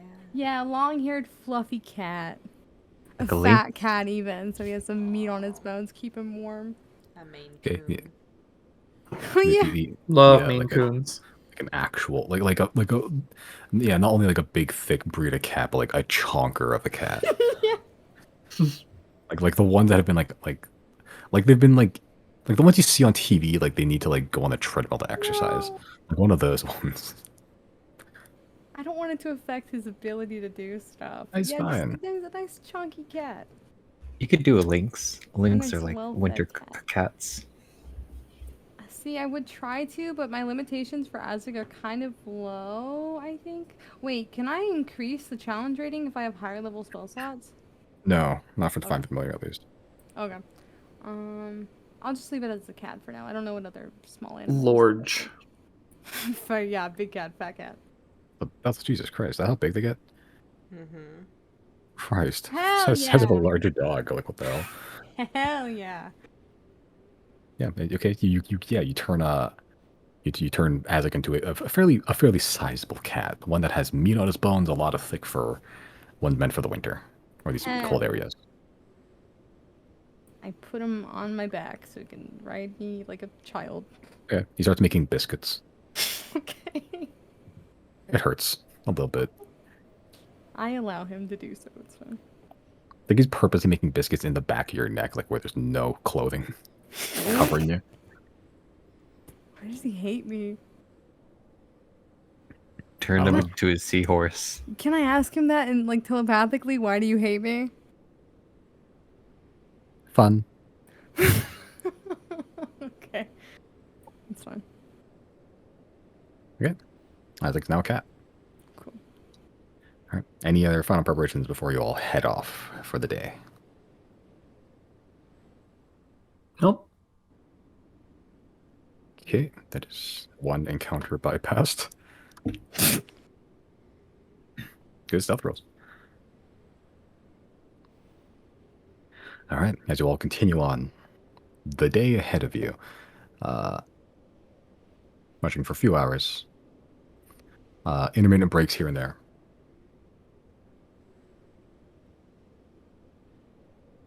Someone roll another d20 for me.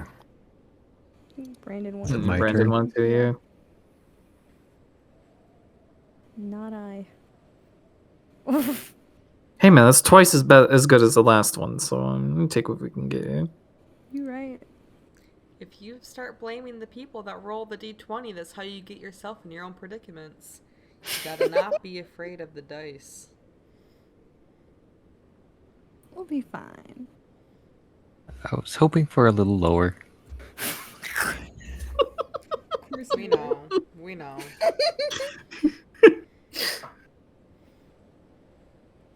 Brandon is dangerous. Like, in an alternate universe, he's on a watch list somewhere. He will survive the apocalypse. Yeah. A few hours pass into your journey. Uneventful, climbing up a little bit now because you have to. It is a slight uphill incline from this point on, as you approach closer and closer to the mountain range. You do pass a frozen river. The same one you passed before, actually, but this one's that is a lot colder. The ice is fairly thick. You don't have any issue crossing it. At least like to do something at the river before leaving. Okay. Yeah, no. Riley will resist the temptation. It's cold and miserable. Yeah, it's not great, I know. We found the one time, Riley. We found the conditions. Okay.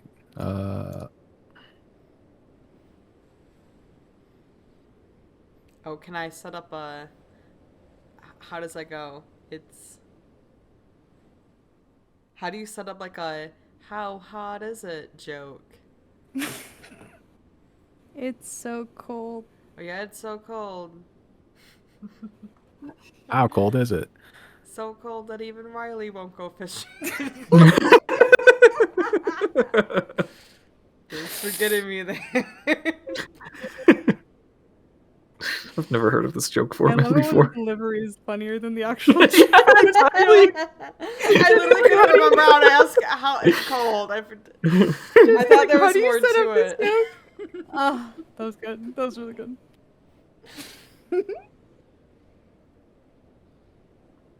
Okay, marching on. After Jana does a sweet joke after the river. Yeah. Hannah, have you considered becoming a bard? How about this walking food? That's not my take on airline food. Yeah, I figured that's what we were to those demons. Here we are. What's the deal with hardtack? Oh, that one's actually funny. Yeah, but continue on another few hours.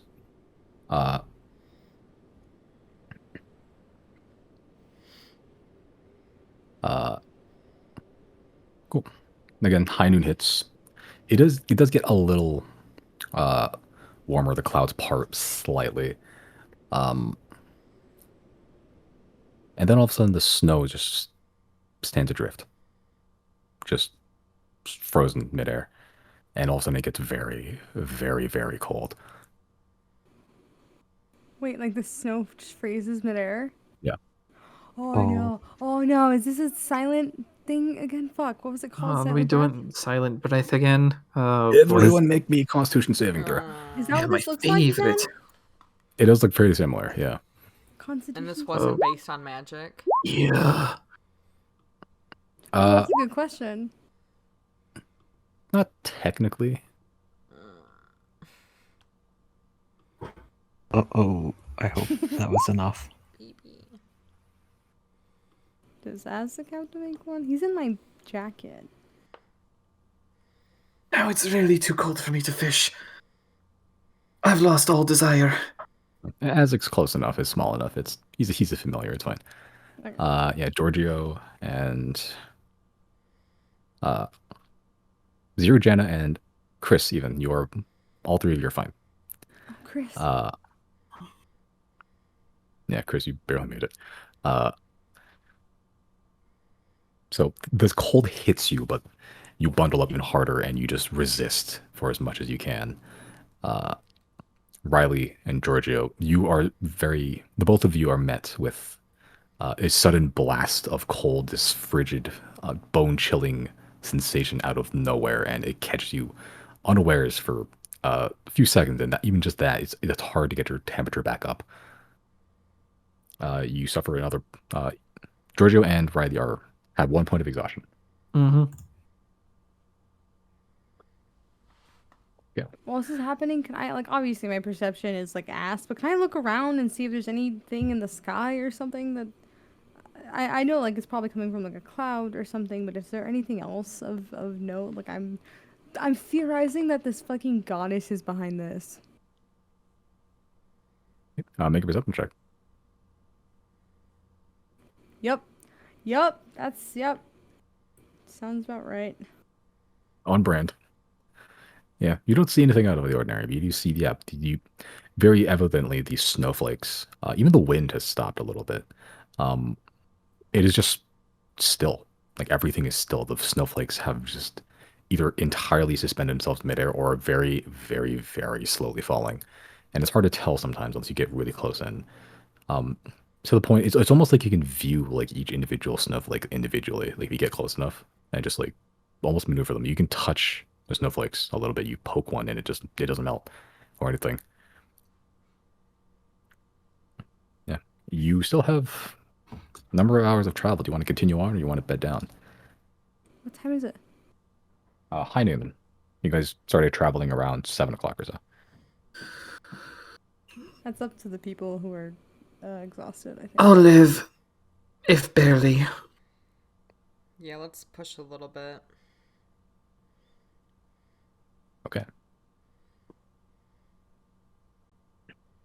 Okay, continuing on. Continue on. The wind has mercifully stopped, and now with this ambient temperature is like minus 60. Like it's not great Celsius. You have to bundle up and just think happy thoughts as you're just slowly trudging through. The snowflakes just making this wake, whoever's at the front, and just allowing the others behind you to pass almost. Like the wake of a ship. You're parting the Red Sea, except the snowflakes are suspended midair. Even the snow you kick up on the ground as it kicks up is sort of just it remains in the air for like a few seconds longer than it should, like moon dust almost, and it just sort of just floats and then just very gently goes back to the ground. It is strange. It is weirdly ethereal, almost beautiful in some ways, and but more importantly, it fucking sucks. It is so cold outside right now. Can I don't think this has happened before, but can I check on my apotheosis vessel and see if anything weird's happening to it or something like that? Check your apotheosis vessel. It's you're reverting to crystal form or just weapon form? I'll look at it in weapon form first, and I'll switch it back to crystal and see what happens. Okay, weapon form. There's nothing there. No discernible things. It looks like your apotheosis vessel. Go to crystal form. It has this like silvery, fiery glow inside of it, but nothing out of the ordinary. Alright. Does it feel like it's getting colder the farther we go, or is it about the same? You guys travel for another hour or so, and seems about the same. The ambient temperature is just very low right now.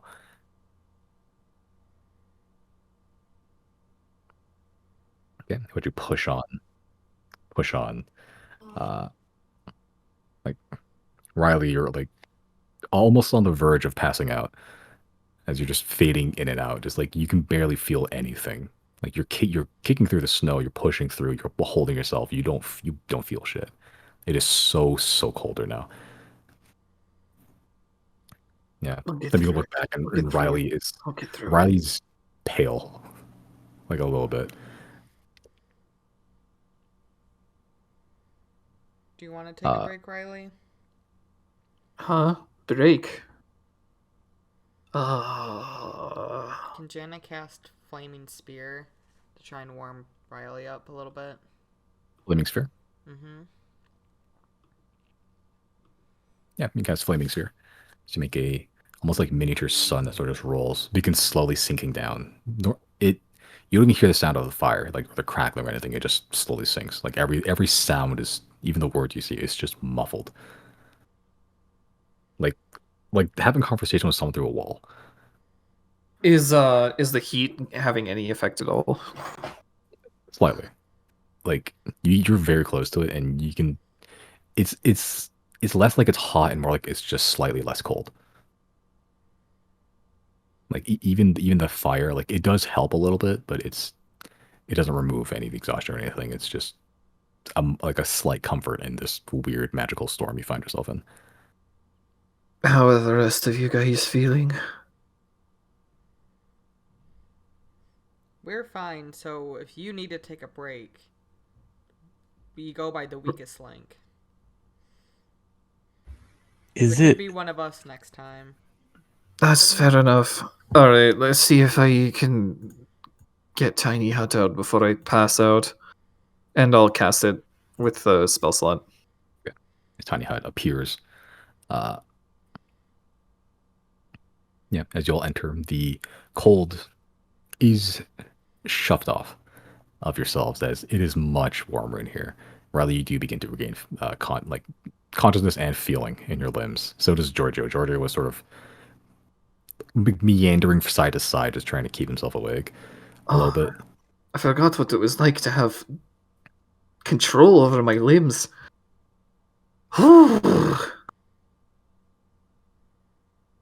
Should we call that a day for now, then?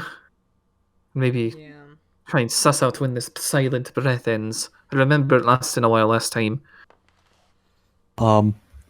Just looking out, is it like completely, as far as I can see, like everything's still, or is it like a certain distance away you can see like snow movement, like a blizzard happening in the distance? It's hard to tell from a distance, but currently around you, for as far as you can see, everything is just still as far as you're able to perceive. Okay.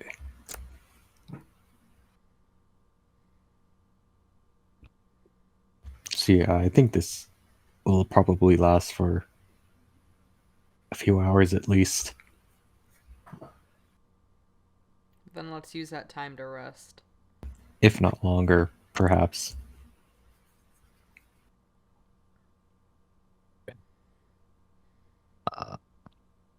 So it is currently 3 o'clock in the afternoon. Taking a rest now. At least for You 4 guys have hours, traveled. yeah. Yeah, you guys have traveled for a good number of hours already. You guys started early, so We knew it wouldn't Alright. be easy out here. yeah, it sucks. Kind of sucks out here. Can I Okay. cast Magnificent Mansion? You may. The house inception begins as inside the tiny hut, the mansion appears. We can have feasts. We have shower technology in the tiny hut, or the magnificent mansion, right? That depends on Chris. Like a decked out house, I thought. Yeah, there's bedrooms, and we can get served by Merrick. I forgot about that. Riley will toss his fish into the kitchen then. It should be all 4 of them. May as well have a feast. We've been through some shit. And then he'll go like bathe and like get hot water and cure the fucking frostbite. So you take a plunge into a hot bath. It does warm your soul a little bit. The fatigue of travel and the just being hit in hours of travel with that fatigue is still present. But you feel a lot better than where you're just outside and miserable. Okay, Oh, I as hit you- the spot. Yeah, as 3 ghostly mercs are just scrubbing every part of your body. How's the water, sir? Oh, it's just right. Is there anything I can do for you?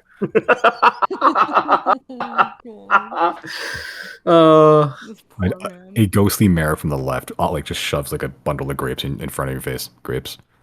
No, I'm good. Yes, sir. My ears are a little bit. They feel burned. Could get something for that, maybe. Yeah, and one of the mercs begins sponging you off with warm water, just very gently around the ears, just dabbing it. It's much better, thank you. I'm telling Merrick on y'all. Merrick has never been in this mansion yet. Yeah, I think that's Hasn't true. I he? don't think he's ever been here. No, he's not. No, I think he came close a couple times, but I don't remember if he has. Maybe I don't remember. He may have. I don't remember. But if he has, he hasn't been here often. If he did complain, he wasn't back at that second time to be able to see that his complaint wasn't heard. Before I go into the magnificent mansion, can I I think with like the sending stone, if Riley uses it inside the mansion, you have to roll to see if like It's like a 5% chance it doesn't hit, yeah. okay. Yeah. Before I go into the mansion, can I cast sending? Sure. Or who? I'm gonna send to Salith and just let her know. Fuck, I didn't write this message out ahead of time. I'll just let her know. I'll have the food in a few days. we're on our way to Lipad right now. Please don't. Fuck, I didn't write anything down. Hold on. We'll have the food in a couple days. We're on our way to Lipad. No, okay, I have like 8 words left.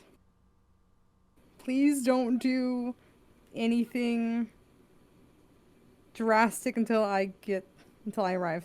That's, I think, 25 exactly. So one more time, just to simplify it. We have the food's coming soon.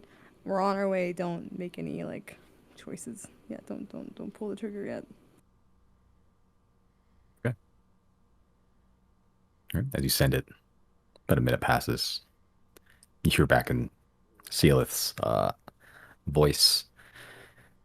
Well, if you have the food, then there's nothing left for me to do here. I'll wait for you then. Hell yeah. Then I'll go back inside. Okay. Right. Anything anyone would like to accomplish while inst the magnificent mansion? Eat that fucking fish. Yeah, you can cook up a nice good old fish pie, fish stew, fish roast, whatever have you. I'm gonna have the Merrick's do it. Okay. Yeah. They prepare a wonderful grilled salmon. Wonderful grilled fish. All right, actually, I'm a chef. I'm still gonna have the Merrick's do it anyway. Yeah, that's what being a chef is, right? You just have people that are like lower like level than you to do it for you. Mm-hmm. Yeah, a wonderful fish dinner is served to you all. I share mine with Isaac. Yeah, he takes it, especially as a cat. He can digest that now magically. All right. Okay, you all bed down for the night. Before we do Sounds good that, to me. that reminds me, Jaina should like use sending stone just to check in on Answin. Okay. Okay, I'm assuming you step outside first, just to. Yeah. Okay. I'll send a quick message of like it's really cold here. Hope you're doing better.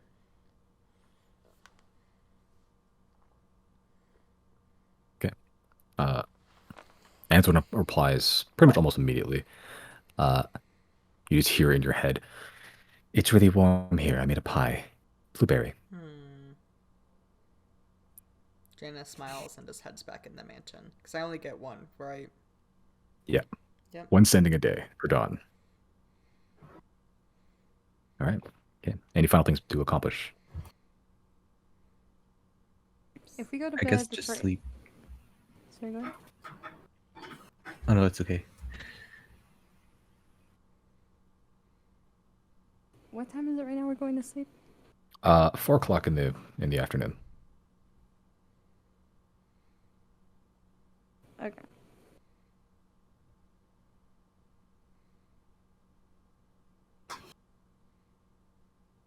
Okay. Anyone going to sleep or anything else to accomplish for tonight? Yeah, I'll just sleep. All right. May as well get my meditation on, yeah. Okay.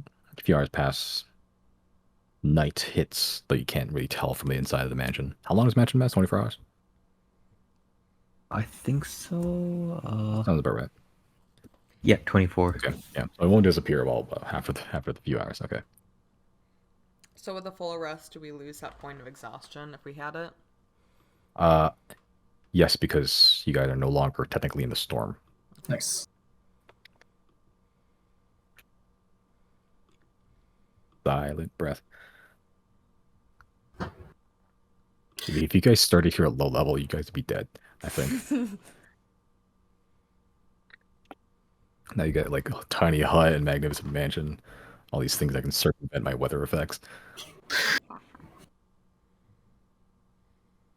Okay.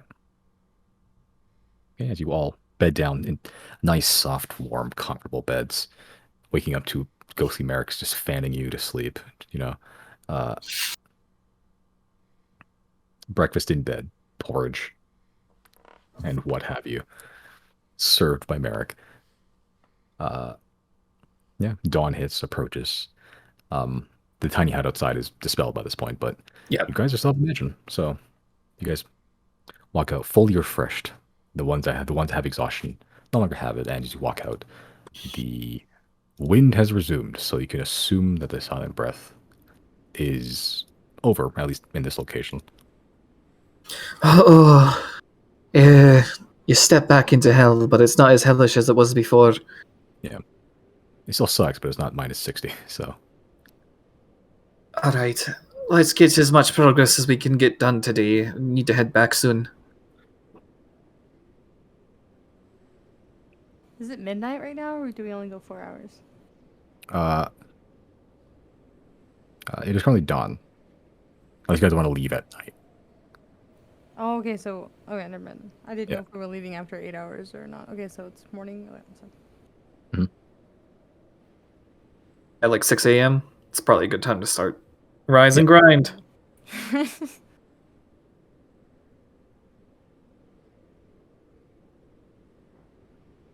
Okay. Sure. You trek on northward again. No sign of rumbling maw demons. No silent breaths currently. Okay, someone roll me one more d20. All right, Misty. Who between us? I can do it. Okay, go for it. We'll get a 6 this time. Well, there was a 6 in it. Okay.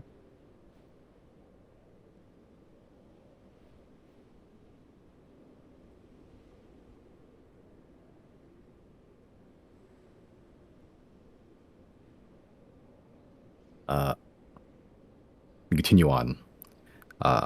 Only about 2 hours, 3 hours into your trek. Everyone make perception checks.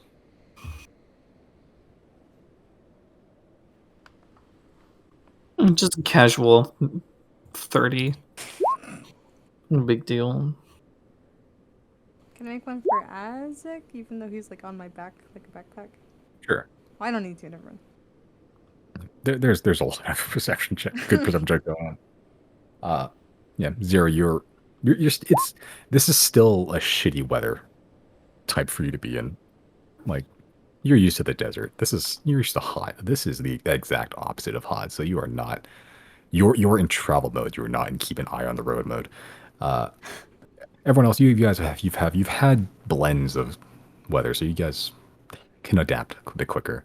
You notice in the distance off to your right, around to the northeast, you see movement fairly far away, give or take 400 feet. The snow has died down a little bit, so it's not this blasting blizzard anymore, but it is a little more visible. And now, but you see movement of these white humanoid figures just walking.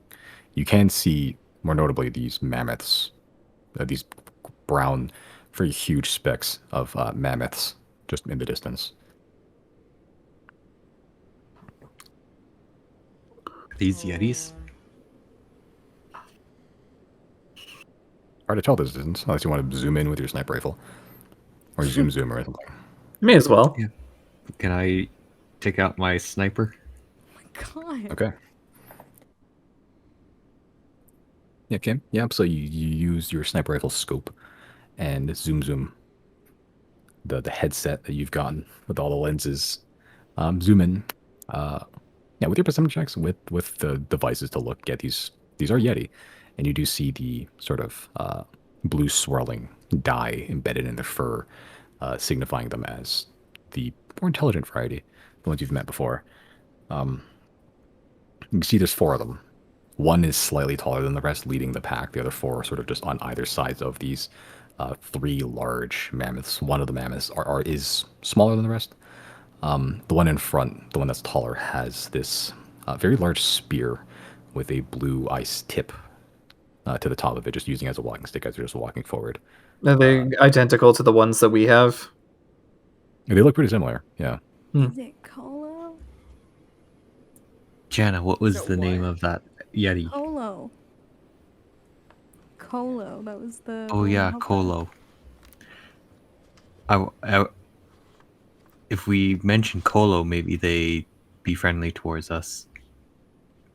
How far On the away only are way to they? find out. Give or take 500 feet. We can walk in that direction. Yeah, worth a shot. Maybe they'll have some tips for us to avoid the cold with the silence. Can I send a firebolt in the air? Don't do that. That might spook them. Do you Just have as kind of like a flare. No, that's gonna spook them. They don't know what that Yeah. means. Is he asking in character? I guess.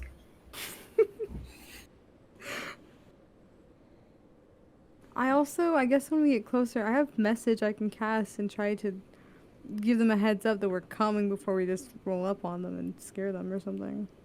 I mean, we can just like wave our arms when we're near close.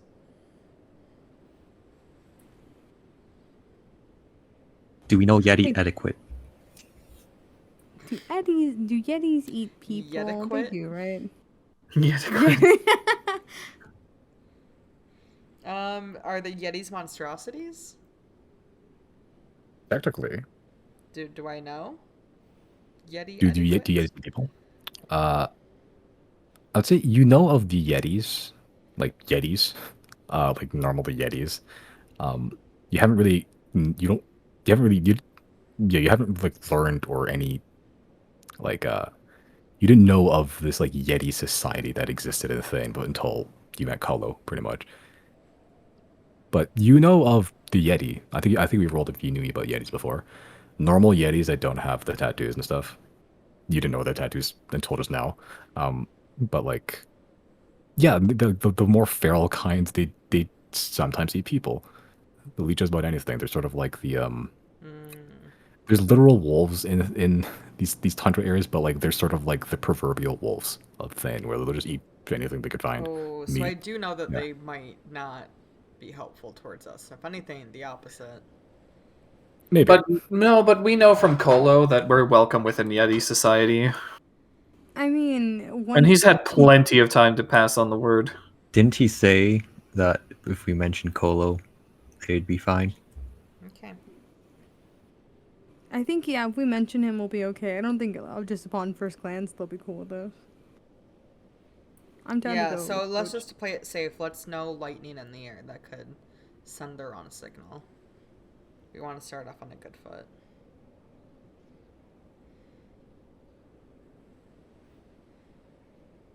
And just start heading their way. Okay. Are you being sneaky about it, or are you just walking I very with think purpose? we want a stealth. That also seems wrong. We should Yeah. probably just go slow towards them. Go Okay. at As normal you slowly pace. walk, unthreatening, normal conversation initiating. You ever met those people? I was reminded of this, but the people that like start handshakes from way too far away, and they'll just walk like 60 feet with their hands out. It's kind of like that, but like on a spiritual level. As you walk, you get like 100 feet closer, 150 feet closer, because you're all not stealthing. They have noticed as you're walking, the mammoths have stopped, and you can see pretty clearly this distance as you get within like 300, 250 feet, that the three smaller-ish Yetis they're sort of just walking around, but the one with the spear is currently just also walking towards you. Not in an aggressive manner, but just like in a who are you manner. Can I put my hand up to like waves? As you do, the Yeti sort of stops a little bit, but after about 2 seconds continues forward. Yeah, I'll raise my hand. When he is with the I can't speak. When he's within 120 feet of me, can I cast message?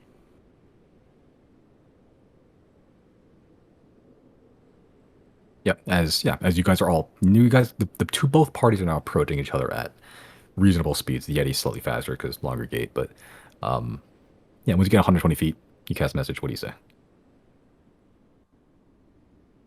I just wanted to give him a heads up before we're right in front of him, and I don't know. I guess I'll ask the party before I do it. So ask you Yeah. guys. Should I Of- send a message and let him Yep. know that we were friends with Kolo? Absolutely. Yeah. Okay. I will. Yeah, I'll cast message on him and just go like, "Hello, we're the Zodiacs. We're friends of Kolo. We don't mean any harm." Yeah. As you begin to cast message and send the message, immediately you can see when the message hits as the Yeti with the spear almost like hunches down and begins to like enter combat position, but then just slowly relaxes the gate and just begins walking towards you again. I'm sorry.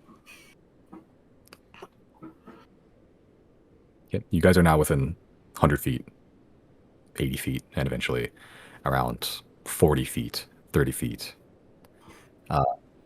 Around 30 feet, 25 feet is when the Yeti stops and sort of just stakes this spear, the end of the spear, into the snow.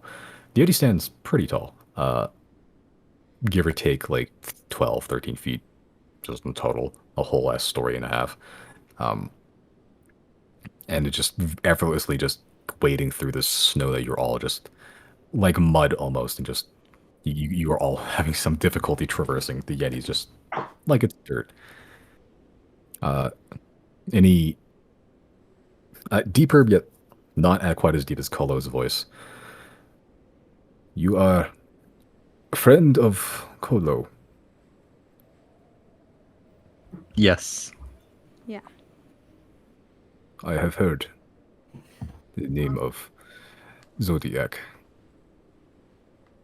Kolo tells us you are friends. Is this true? Yes. We slew Ratave and freed Kolo and his son. This is what Kolo says as well. Kolo has long been lost for us. It is good. You helped return him. For this, you have our thanks. If you are truly friends of Kolo, you are friends of mine. Feels good. Proper introduction is in set then. I'm Riley. I'm Chris. I'm Jana. I'm 0. The Yeti, very tall Yeti with the spiral horns, the blue tattoos, just puts a hand on the chest. I am Toli. Aw. Is there You- anything you need? From you, no. We are. Luke just looks back to the 3 mammoths back there. Gathering food. Mammoth cheese, mammoth meat. Mammoth cheese. I think it is perhaps you who may need something from us. You do not belong in the snow. No. We do not. Actually, that is quite a good point. Do you know where another humanoid settlement could be? That isn't the city on the coast. A hidden city in the mountains.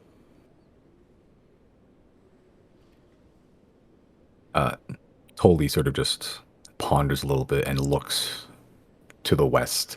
You can see the mountain range at this point. It's actually getting pretty big. You can see the outcroppings of rock beginning to jet out of this white, just canvas of snow that dots it, and the ice begin to build up on the outside of it. Toli sort of just looks, points to the west towards the west northwest. Where you can see there's a sort of a slight, almost like bay in the mountain. There is a small people settlement. They use old lizard tunnels to make home many years ago. They do not bother us, so we do not bother them. That's good to know. no geopolitical strife within the Yeti community. We Elder Frost Yeti do not wish to invade other settlements or their culture. Mammoth, igloo, and the mountain is all we need. Well, we wish you luck on your food gathering ventures. Right, I actually don't have any fish on me, never mind. It'll be like a quarter of a Lay's chip for them, so it's fine. It's the snack. 1/3 of a Pringles a sniper. It's not a snack. He's got a point there. We appreciate your kindness and hospitality. We Yeah. appreciate your heroism and selflessness. I am grateful you have brought Kolo back to us. Kolo has made it clear that should you overcome the pass to find our commune, Tith, Wait, what did he say? I think his commune Pith. Is that Pith? Is that the city's name? Teth, Tith. Okay. Teth, Teth? T-E-T-H, Teth. Okay, Something Teth. you give How the someone? fuck did I hear Pith? What the hell? Piff. Pith helmet. Jolly chap. Piff. Piss. I don't know. Sounds like piss with a lisp. Piff. If What did you you ask, Josie? Did you say Oh, Something about why giving you said someone to me? Tith? Like, is he gonna give Tith. us something? Teth. No, it's the city name, I think. yeah, okay. If you, yes, Kolo wish to make it known that if you Oh. find our commune called Teth beyond the mountains, Kolo told all of us to see, told all of us to tell you if we see you to say that you are welcome. Thank you. We're glad to see that he's doing well. Yeah. He is. Him and his 2 children are recovering. Strong. Good to hear. Is I there guess- Equally anything good to else? hear that he got there without any trouble. Kolo is stronger than many of us. Is there anything we need to know when heading in the direction of the hidden city? We came across some creatures on the way here with very large mouths and lots of teeth. A lot of Fiends. them.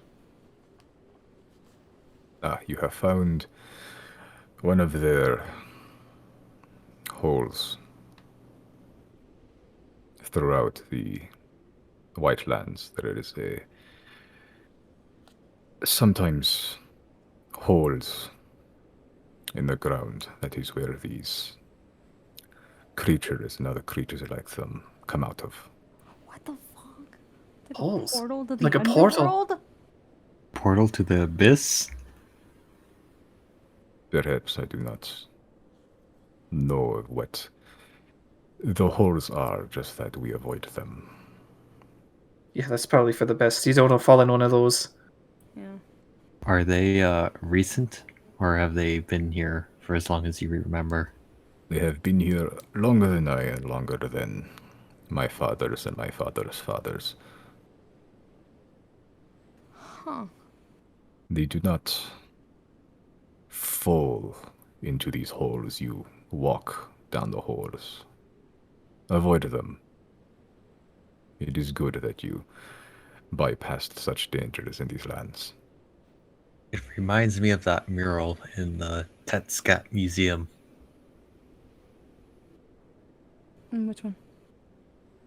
The one where the one guy was killing all these things, monsters from the underground or something like that.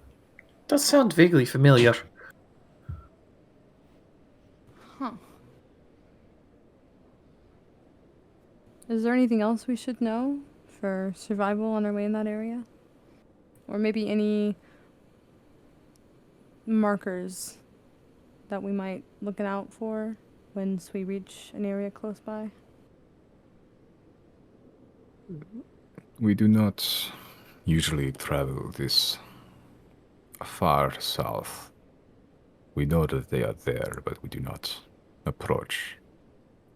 We know how small folk can get.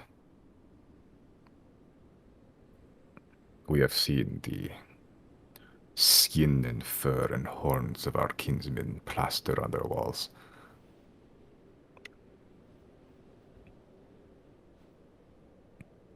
And what about to the city?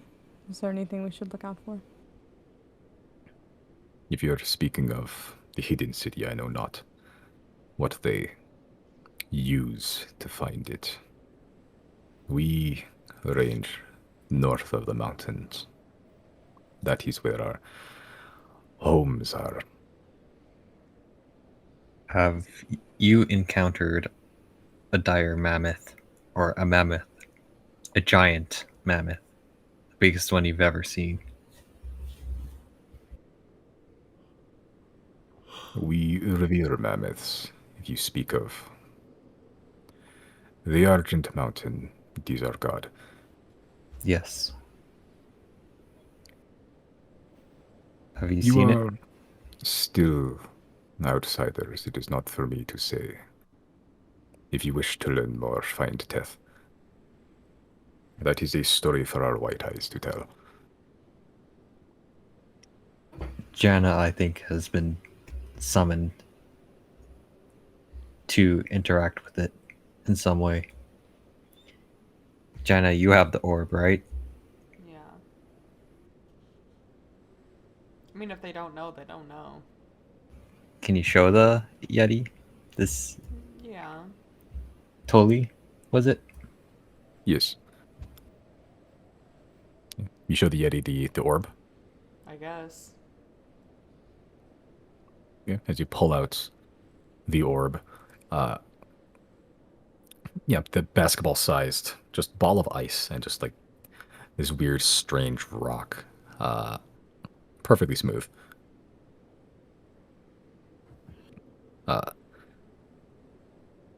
As you pull it out, Tolly almost recoils backwards a little bit, just like a step backwards.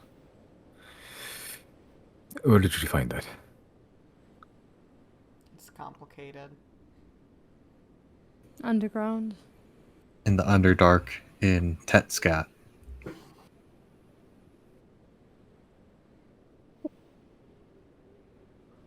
The Yeti sort of looks backwards, past the mountains, upwards. It is still not for me to say, but I believe you, small one, have been chosen for a purpose. That is a piece of the Argent Mountain. What its significance is to us, to you, I do not know, but find Tith, our white eyes. Our white eyes Pona will wish to speak with you.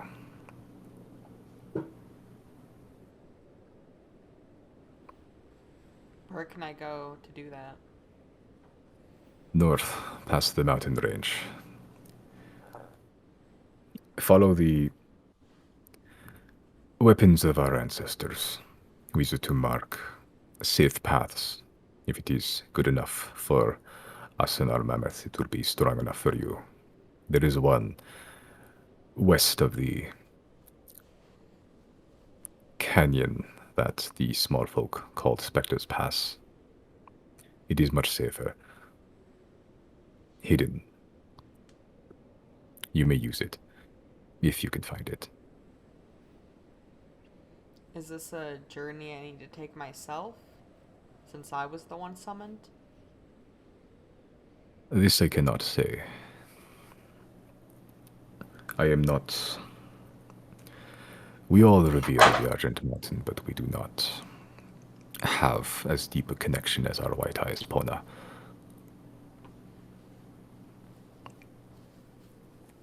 Pona has embraced the ice of the Argent Mountain, become one with it. All I know is that artifact you hold is of great importance.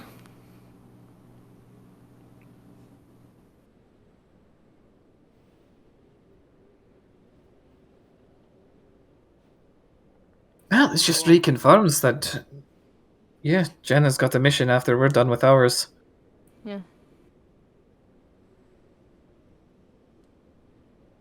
I slam dunk the Yes. spear back in my bag. Okay. The glass backboard just shatters.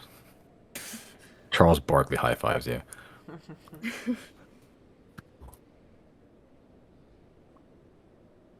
I guess that's it then. You lot, be careful out here. Keep an eye out for those creatures. They're migrating, it seems. The ones that roll, Yes. they do not wander far from their hive. Good to know. If you ferret them, then you are small stone's throw away from one of their holes. That's what she said? The terribly frightening thing to think about. We slept like 30 feet away from a hole into the abyss. Hell yeah. Bullet dodged. Is there anything else you require of me? We are well versed in this land. I don't have Did we anything else. get direction, or like quote unquote directions to Lipap? Yeah, basically. He Okay. gave us a general direction, but Direction. from there we just have to keep an eye out for, I think, Okay. someone said thieves can't.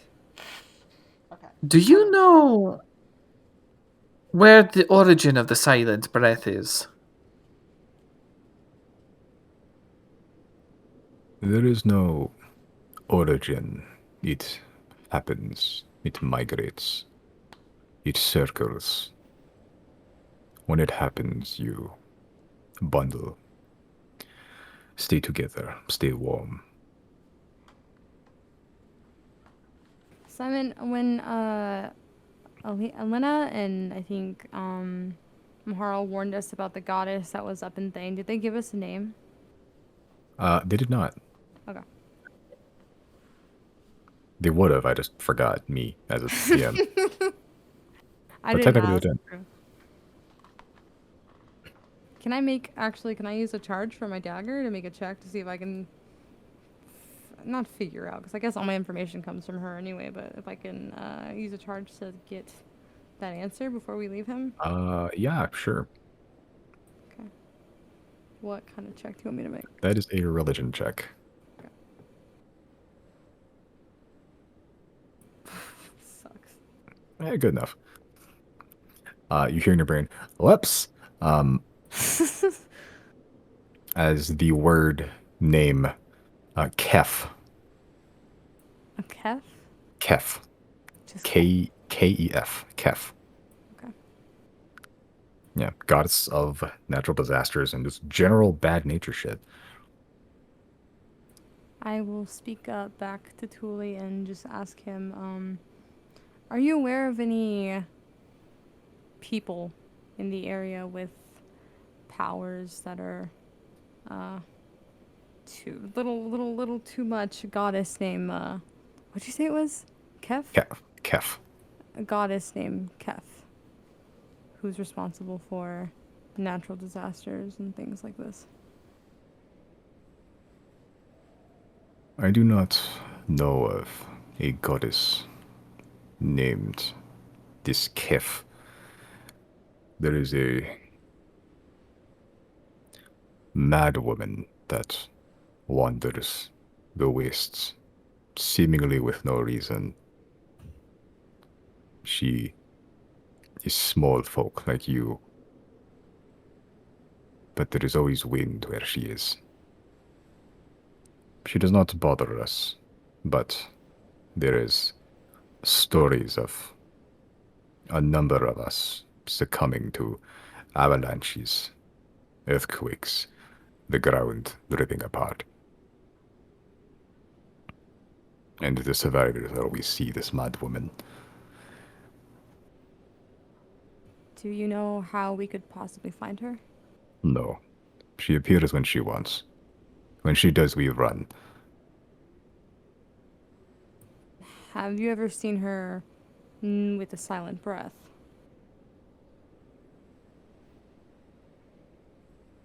Sometimes I do not believe that it is all the time, though.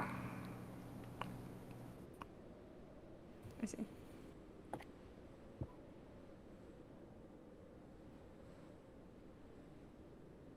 I think that's it for me then. I got nothing else. I'm getting a wee bit cold. Don't have the fur to carry on like you do. Thus, I repeat, you do not belong here. As a Tully sort of just looks back at the mammoths. Wait here. As he walks back a number of feet, just sort of does a light jog. Sort of goes to one side of the mammoths. You can see there's some sort of harness on them. It's made of this very long strip of leather. As he sort of pulls something out and starts walking towards you. It looks like some sort of like fur.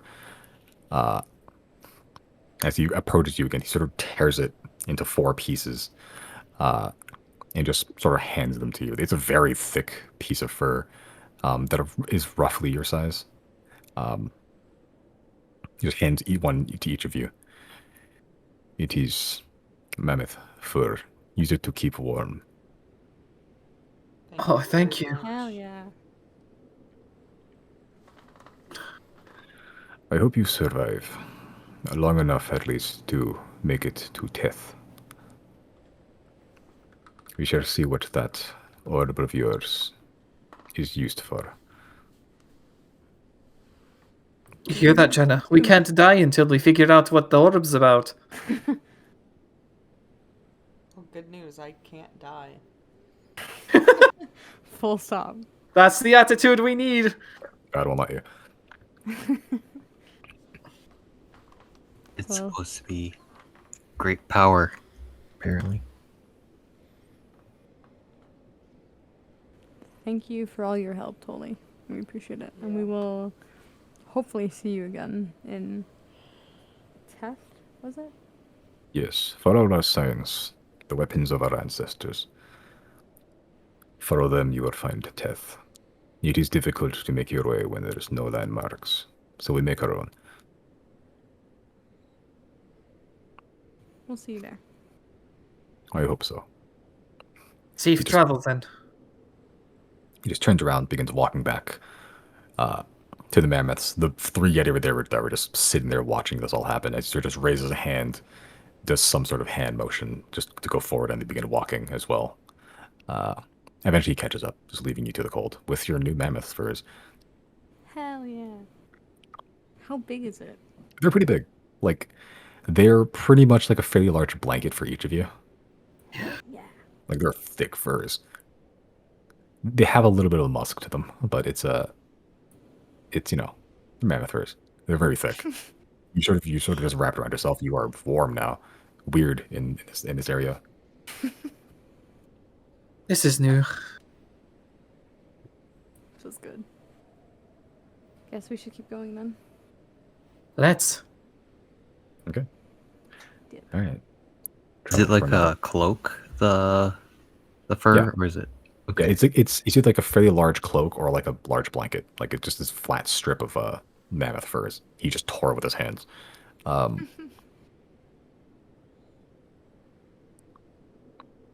Yeah, does it do anything cool? It keeps you warm. That's Nice pretty and cool. cozy. It is. Oh my god, does Jana's like drag behind her? Yeah. It's like a Met Gala dress for Jana.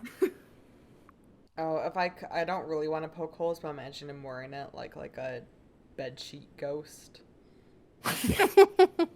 Like a poncho. Hmm. Are you riding Giorgio and you just have, you just have a blanket over you? Oh yeah, yeah. If it's long enough, it'll cover Giorgio too. Yeah, it would Aw. actually. The both of you. It's Aw. pretty big. Mm. Okay. Continuing on, following the direction pointed towards by Tolly towards where you assume Lightpad to be. Um Everyone make another perception check.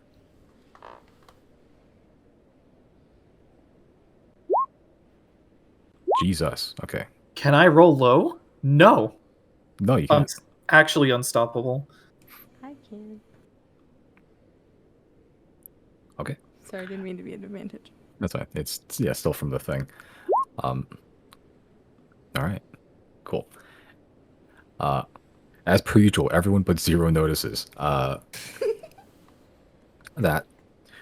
as you get closer to the mountain range, you guys are pretty much hitting part of the rock at this point. Some areas you can see rock outcroppings just sticking out of the ground, just solid gray rock. Some of them have been just covered in sheets of ice to give it this slight white-blue color, but other have been just solid gray. Like terra firma, finally, in this land where you've been perpetually treading on snow and ice the whole time you've been walking. Feet are killing you. So, yeah, the introduction of solid ground is a welcome one. And occasionally you'll see dotted in the landscape just corpses, That's fun. just frozen, just like like an arm sticking out of the ice, just frozen in there. Occasionally a head, just the head, just embedded like in a snow bank, still visible. Yeah, and occasionally just every few hundred feet you'll just see a corpse. At Isn't least these ones actually get to die. Can I loot the corpses? Do they have anything on them? Sure, make an investigation check. Okay. You look around. They are, yeah, they have clothing. Some of them. They have nothing on them though. Yeah, that's fair. You notice something with your investigation check though. You're sort of just rummaging through the corpse of one like very frozen corpse, and you see written on the hand, like carved in the hand itself, thieves' cant. Which, let me see. I think I had this somewhere. Hold on. The fuck is it?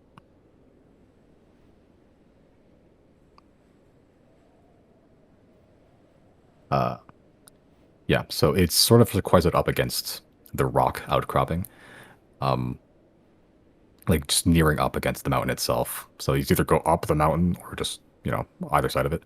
Written, carved into the palm of this corpse's hand is thieves' cant in the image of a sun, which you know the meaning of is left. Hell yeah. Yeah, and just double checking, you go to another corpse, this time just the head. The mouth is open. You don't see any visible marks except you look on the inside of the tongue and like branded on the tongue. Again, another image of a sun left. Jesus. I love it because only thieves would try to loot dead, frozen corpses. Yeah, That's what true. happens?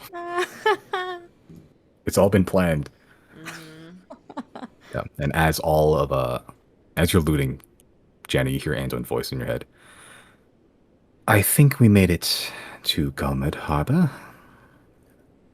I've told Polaris to circle it in the sky for now, but ready to land when you come back. I tell everyone in the group this.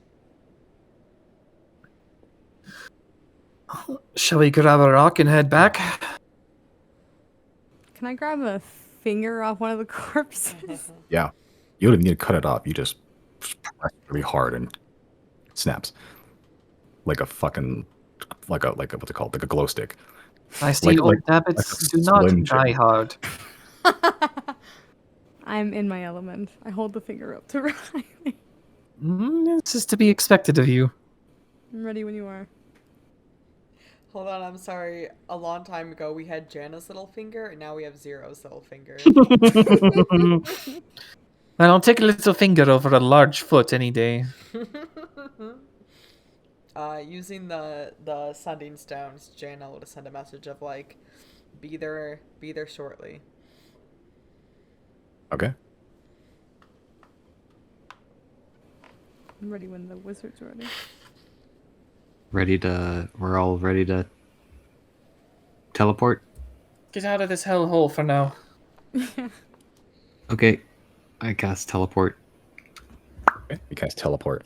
You all crush into infinitesimal space as you all just teleport. Your atom being crushed and reappear onto the back of Polaris, where it's nice and warm, and you don't have to worry about cold or silent breaths. And it's all of a sudden it's sweltering hot because you are in mammoth furs in winter clothing in like the mainland.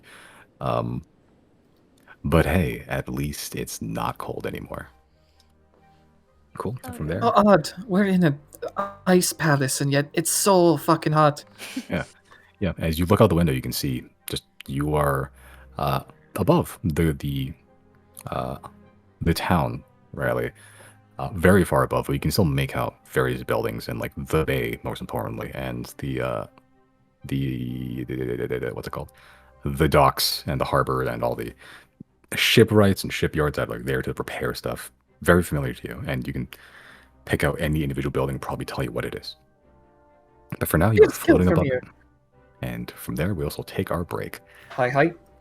Coming back, you are all still slightly damp from all the snow.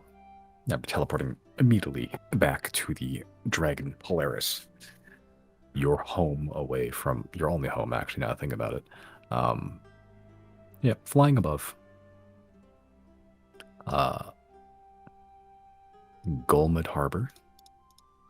Riley's old home. For a number of years. Where apparently Riley spent much of his time before this adventuring stuff happened. Wow, this is like my home for many years, where I spent much of my life before this adventuring stuff happened. There you go. There you go. All right, but you're currently flying very high above the town, seeming not to be noticed yet. But would you like to touch down? So should we bring Polaris down with us, or should we just hop off here? I Is there don't somewhere know, it's your nearby? town. I was Well, gonna say, I is mean, there, they won't react well to a dragon. Then let's not land. is there somewhere secluded nearby we can pull him up and park him at? There's like forest right outside the city, right? It's not like super dense, but technically, yeah, it's not a thick forest like Silverwood or the Granite Forest or anything. It is a cluster of trees. It's nearby the beach to the north. Let's go that way then. It's a place to park for now. Okay, yeah. Give Polaris the order, and they flies north. Couple minutes for diving down and finding the cluster of trees, which he can probably sequester himself, hidden-ish.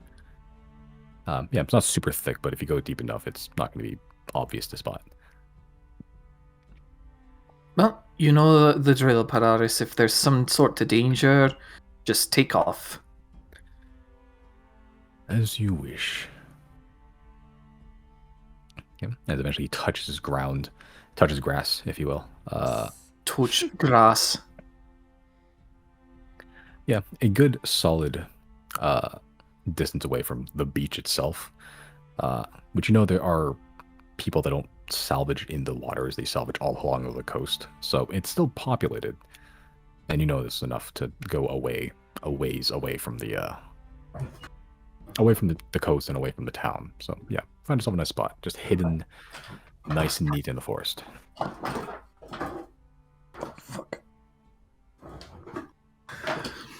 Right. Well, this shouldn't take too long, I imagine, unless something happens within the city that we want to take care of. Let's head out. Let's. All right. Before we get to the city, I would like to cast Disguise Self. Okay. Yep. I'm gonna make myself look like, I don't know, just a normal guy. Normal, generic, fucking store brand guy. Just no name brand. Yeah. Okay. Forgettable ass face guy. Okay.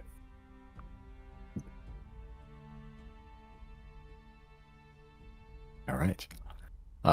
Cast myself any other preparation before heading into town? Nope. All right. All right. Okay. Yeah. As you just saunter down the road, it's not like a cobbled road, nice road or anything, but it's a road. It's well traveled. You know that there is. Oh, I guess you're still on the. There you go. It is packed dirt. It is well traveled. There are caravans, trading caravans every so often that go to Golmud Harbor specifically because there's just weird, wacky shit there that crops up every few months. You know this. You fished some out of the ocean before. Yeah, you just get out of Polaris. Immediately, the scent of sea spray and salt begins to just invade your space. 3 years and it never gets old. Yeah, the trees are in a deep yellow or red coloration in the autumn season. These are beginning to fall apart, but yeah, and there's a little bit of a chill in the air, but not nearly as bad as where you were. Yeah. It's currently high noon. It's a fairly clear day, actually. It's very nice. Good weather for a reunion. Cool. As you walk into town, you can see the just immediately to your left, just walking down the road. Occasionally, the road does dip closer to the coast and the beach. Riley used to this, but the rest of you see just salvage, just ship scraps everywhere, just strewn about. You see just stray driftwood just washed up and embedded itself in sand. You see planks, errant nails, just whole halves of ships just there. You see a couple of workers just currently in the process of taking apart these ships just one by one, just removing nails, using axes to cut away anything that's not salvageable and just clearing the way. Just these large teams just skipping the beach, combing it for anything of value, seemingly. And you see that just across this whole beach, you can see there is just wreckage. Not always the halves of ships you just passed, but just planks, broken pieces of wood, just occasional metal bands. It looks like a polluted beach, like in modern day, but apparently people make their living somehow. Continuing on, you can see just ahead, there's no gate, there's no like welcome at or sign. It is just a town in the middle of nowhere for the most part. The buildings mostly made of wood, and you can kind of make out that a lot of them are somewhat curved or domed in some ways. Riley, you would know this to be just, they make most of their houses out of the salvage that they make. So a lot of these wood pieces came from pieces of ships that washed up and they just happen to be curved that way. A lot of the buildings here have some sort of ship architecture. The support beams sometimes made of the masts of ships. Signs and clothing sometimes just made of the masts. The actual like sails of the ships. The windows are portholes. If it wasn't clear this was a very marina-based town, it would be the moment you walked in. Which you do. As you finally breach the outer pieces. Yeah, the map's huge for some reason. Just have to wait for it to load. Has it loaded yet? It's pure black, so I don't know.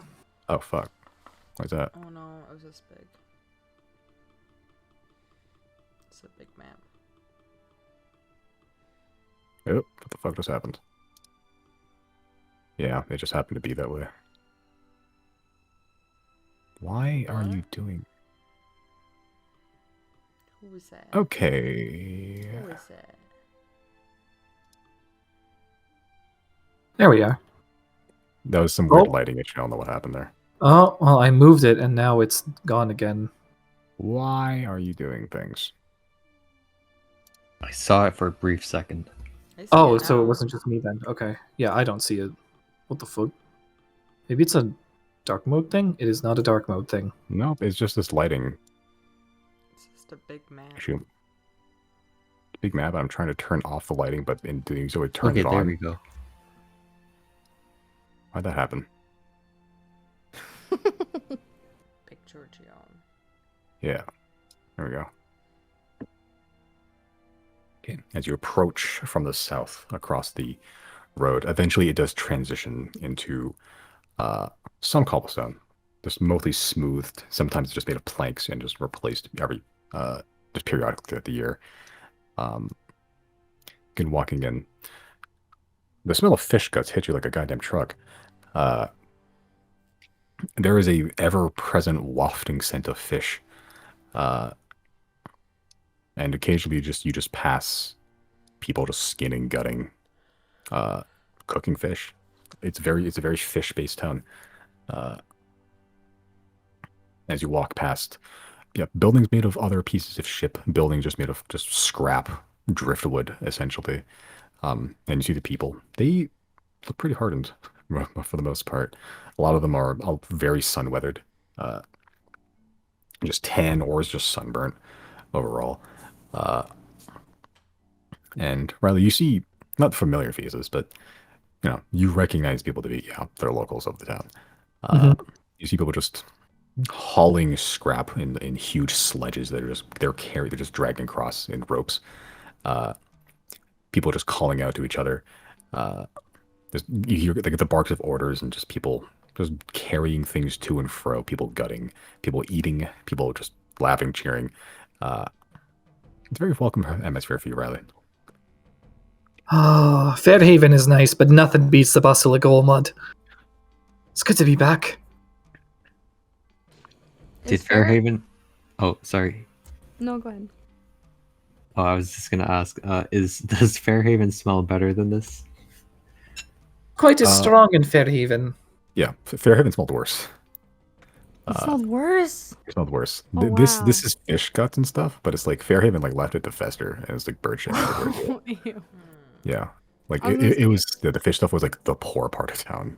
More like unfair haven, am I right? Was Fairhaven a bit more like dreary? Yeah, Okay. yeah. The Fairhaven was like dreary unless you're in the rich part of town. It was other than that, it was just like it was like a poor village. Here it's like an actual like like everything's proper. Like everything is built to code for the most part. From what they could tell from scraps at least, and there's just a lot of decoration that is based around the water. There's like you can see like the ship figureheads like just nailed to the sides of some bigger buildings. You see the portholes sometimes like had like the paintings of children just like in like painting waves on the inside just for fun. Some of it resembles like walking through an elementary school and just seeing like the little shitty art projects that people like other classes have put up on the walls and they're just like all public on the hallways. It's a little bit evocative of that, and everything's just ocean themed. See a couple of kids running through the streets flying like paper kites that are also in the shape of like a big fish. It's a fairly bustling town. It's not a huge town, but it's bustling. Right. So, should we go to the Sea Spear right now, or do you guys want to look around a bit more? I guess What's right that? now Give it'd us be- the home tour. Sure.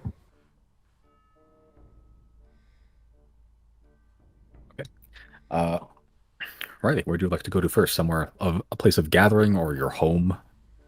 I'll go to a place I'm least familiar with first, so that I can kind of work in order to things that I'm most familiar with. That you're least familiar with? Yeah, first least familiar with. Okay. That would probably be Gutter's Hovel, which is pretty much the main like living and food space of the town. All right, I'll head there first. It's away from everything. You also know this is where the clinic is as well, I think. Yeah, that's what I had a feeling it would be. Yeah. Yeah, since this is the main like living quarters. This is where food is abundant. What do you say the clinic was here? Yeah. Clinic, yeah. Yeah, so you just go to the paces and go to Gutter's Hovel. It is definitely smaller than the rest of the town. The buildings are living buildings, and they are, they're still bigger than the ones like the shack that Randall was living in Fairhaven. These houses are a lot bigger. They're well built. Seeming like every wooden building here is not it's not like a work of art or like a masterpiece or anything, but it's like it looks sturdy. And despite everything being salvaged from ships and like shit they found on the bottom of the ocean, just waterlogged and stuff, they made it work somehow. And a lot of these houses have like this domed, almost like egg shape to them, just because of the curve of the planks. Yeah, and you just walk through. You see a lot of people. This is probably where the source of the smell throughout the town comes from. As you can see, there's a lot of fish guts just neatly in buckets, sometimes on the floor. Occasionally, you'll see some of the fish guts like move a little bit, like they'll move like 3 inches, and then a rat would just appear underneath and just like carrying just try to drag it across the floor. You notice there's a lot of birds here around, just cawing seagulls, a lot of crows as well. Cats are just strewn about the goddamn place. There seems a lot of quote-unquote vermin animals here. And occasionally you'll see just a fishmonger just like gut a fish, take out the intestines, and just chuck in the middle of the street till like a crowd of cats are just waiting eagerly for him. Isn't it incredible? Fish bring so many different kind of species together. I'm like wrinkling my nose. Does it bring crystalline ramblers? I mean, I'm sure you could probably get Rambler's attention with the fish, but Sure hope not. Can I? you'd have to try really hard. Can I reach back at Adzik on my back and just ask him if he wants to get down, and walk around? He just goes, sure. Okay. I let him down to explore while we keep going. No, if I'm not incorrect, I believe Sawbone's clinic was around here somewhere. Yeah, as you begin to progress further into the fishmonger, roughly in the center of the whole district, I suppose, Gutter's Hovel, you see a not egg-shaped building, but it's just square, rectangular building, made of the same planks that everything else, but like they look like they've been straightened out. Still neat, and the outside is painted white with a red cross on the outside, painted as well in this big circle, very symmetrical. There's a big plate glass window on it, the end, very neatly written on the front in white paint is Rippenteric Clinic. Yeah, and there's a nice flower bed on the outside too. Looks very nice. We're quite fortunate we have magic healing. This guy costs a penny. Didn't you say that you had like slaves or something? What was that thing? Slaves? What? I think maybe where he's from, right? Howrah? Oh, you mean my home country? Apparently there's a slavery epidemic happening in there. My village never got hit with it. I was ignorant until Claudine let me know. Does this look like a nice town? I'm asking the DM, like where we could, where somebody would settle down with their kids. It looks nice enough. Yeah, it's not like a big city, like if you would like big city amenities, but it's not Fairhaven. But it's also not like Abethus. It's like this it's closer to Fairhaven in terms of size and just general wealth, seemingly. But everything looks well built. Like people just seem like if you're looking for like small town feel this probably not be a bad place to stop. That we've seen so far, does income look evenly distributed, or is there a poor part of Golmud? Looking around, people don't. There's not like beggars on the street at every corner. You haven't actually seen any really. Like, there's some people that just look worse off than others. Like their clothes are just dirtier. You're not sure if that's because of a lack of wealth or if it's just because of they just haven't bought clothes in a while or they just like their clothes dirty. But people seem to have, for the most part, have like a function or a job of some sort. Does it look like there's an apparent dominant religion? Make a religion check or a perception check or make a perception check. Riley would probably know if they like were crazy about Ebel, right? Yeah, you would. But Jana's just doing her own thing, so. True. Perception, yeah, it's not bad. Looking around, you do see facets of the 10 around. Occasionally you'll see like a holy symbol of just various gods, but for predominantly, yeah, it's mostly Ebel. But normal. Yeah, yeah, it's a very Christian town. Oh no, that's what my fear was. I wonder if we can convert. Which god is Ebel again? Is that the ocean god that Riley Yeah. always checks on? Okay. What if we could convince them that the Guina is above Ebel? I know what you meant by asking that, but it's so funny of like, yeah, which god in the look at Riley, look at the place where he's from. Which one do you think it is? The Purity Temple? Obviously going. Yeah, no, it's gonna be Maith. Big fans of the dead here, they are. I'll be right back real quick. Oh yeah, Alright. where's that town? Let's go to Goth City. I know where it is. It exists. Nice. Alright. Okay, so there's no like wealthy people just like walking around, right? Oh, you're looking Not- for someone to steal from. Yeah. Not visible, no, especially not in this district where everyone's like gutting fish. Okay. I mean, apparently there's a clinic and the doctor here, so maybe him. I really thought Zero was concerned with like the social equality of the town. No, I'm I like, wow, what a was. good question. No, I was. I just also want to steal. It can be both. I'm gonna just not elbow hard, but just elbow Riley softly for his attention. Is there anywhere I can go to sell this jewelry and get it off my hands that you know of in this town? Oh yeah, I know of a general store. Random rubbish and good gubbins. Is that You know really a what? thing? The clerk is rather chatty. You might like her. Might have some hot goss for you. Is that next on the stop for the tours? Is it not in this district or is it elsewhere? It's in the guild strip. All right. I'll follow you. Okay. Leaving Rip and Tear Clinic then? No reason to visit. I mean, Riley's never been a patient. You want to break your legs? I can help. No. All right. Okay. But walking Can we through. break Chris's um, legs? He's not here. He's standing catatonic catching flies right now, so you won't even notice. Wee! Breathing is fun. Yeah, walking through, you pass by the salvage trove, which is this huge T-shaped building, like 4 stories, entirely made of ships as well. On top is actually a whole ship. It's mostly like decorative, except for the fact that the main person's the quote-unquote mayor. He's not technically a mayor, Conway. Conway, yeah. Yeah, he's technically a mayor. He lives there in a big ship on top of the salvage trove. It's not beautifully decorated. It is a whole ship on top of a building, though. And you know that to be like the quote unquote the main governmental building, if that.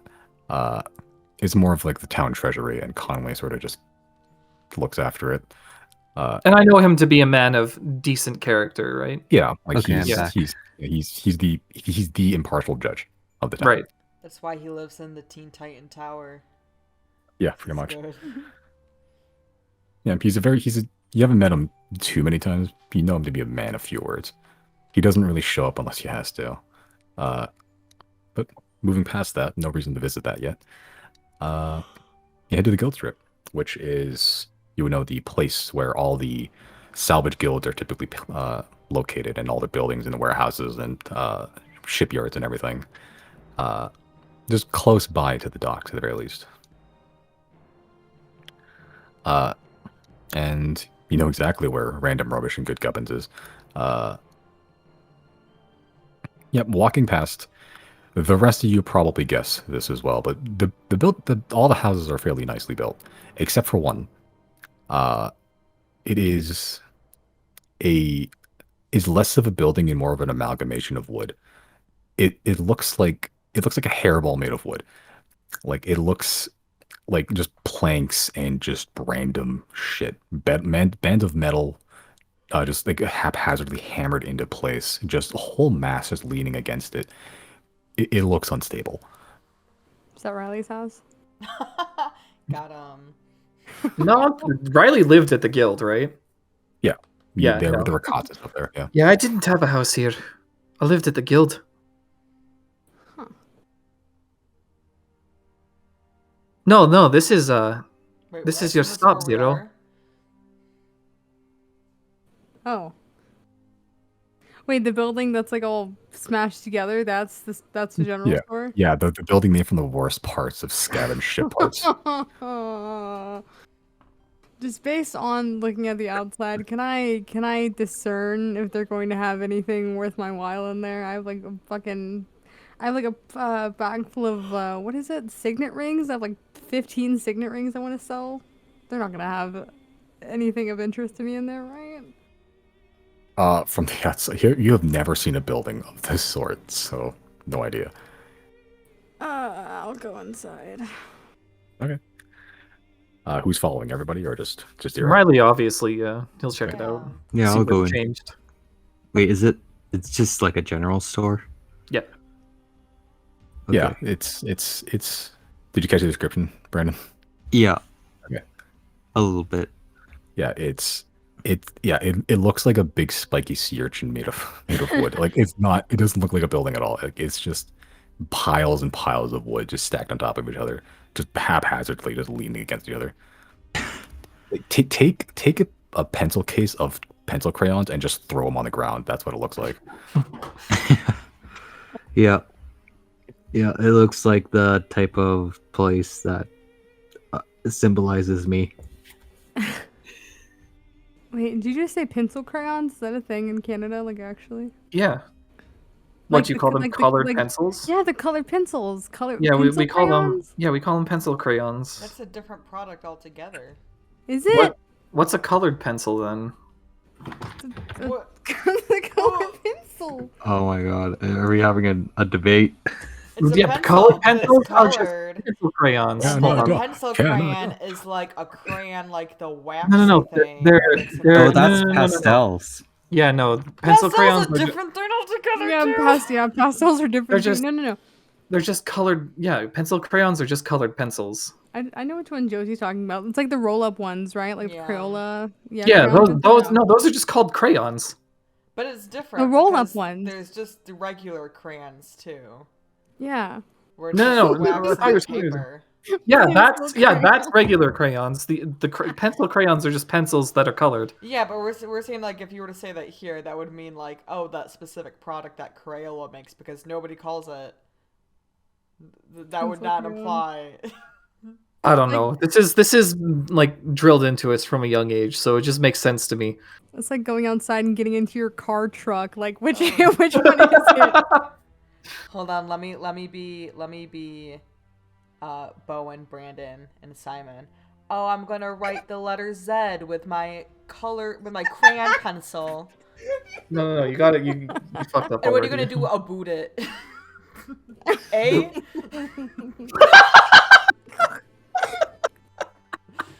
Sips from my Canada Dry. That's it. That's You my guys whole... don't have Canada Dry in America? It really is a But dystopia. that's I'm in the Midwest. We drink Vernors. No, there is Canadian Dry there in like Seattle area.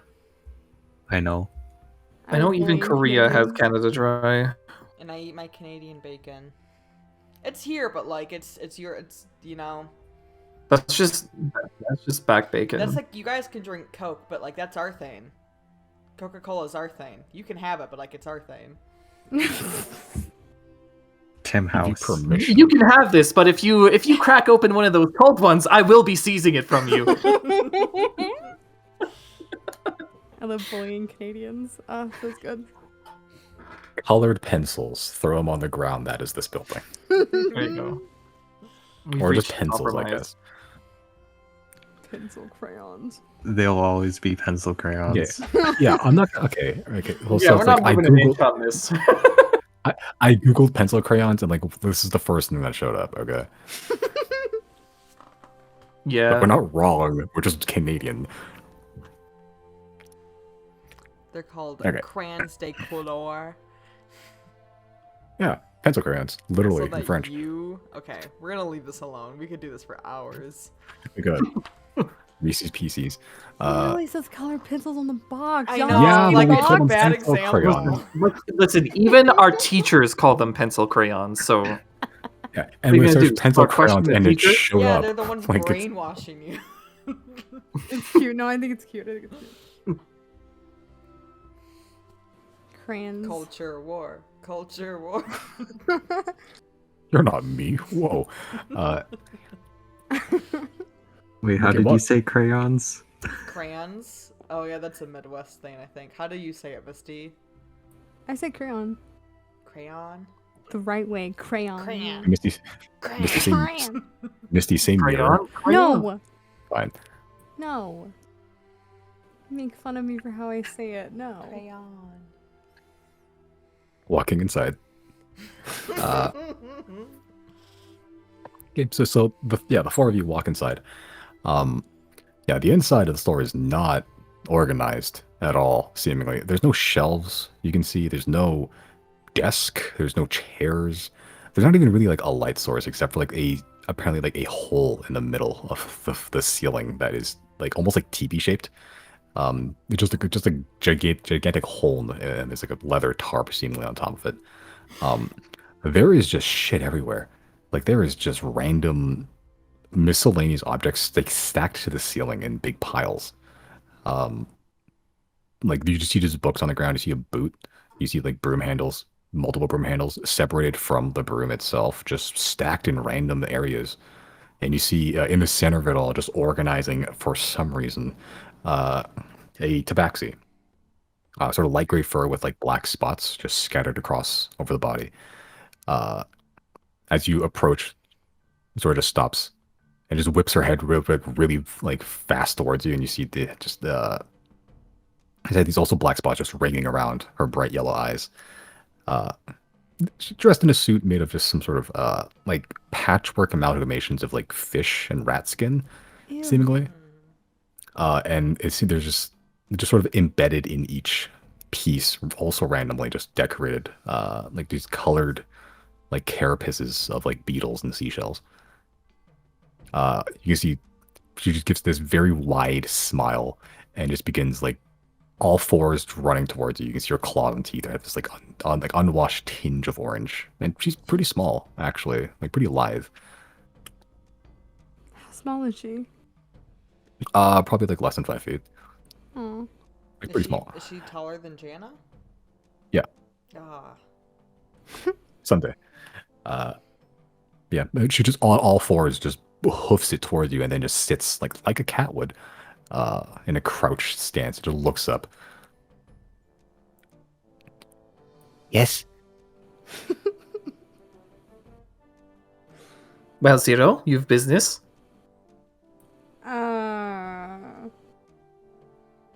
I'll take out only one of the signet rings, and I will just hold it in front of her and go, what will you give me for this? As you hold it out, very deftly just snaps it out of your hand and just begins looking at it very inquisitively, like head cocked to the side, very close to her face. And just begins licking her lips a little and just licks it a little bit and just What want? Want gold? Want food? Want tools? Books? Gold. Gold.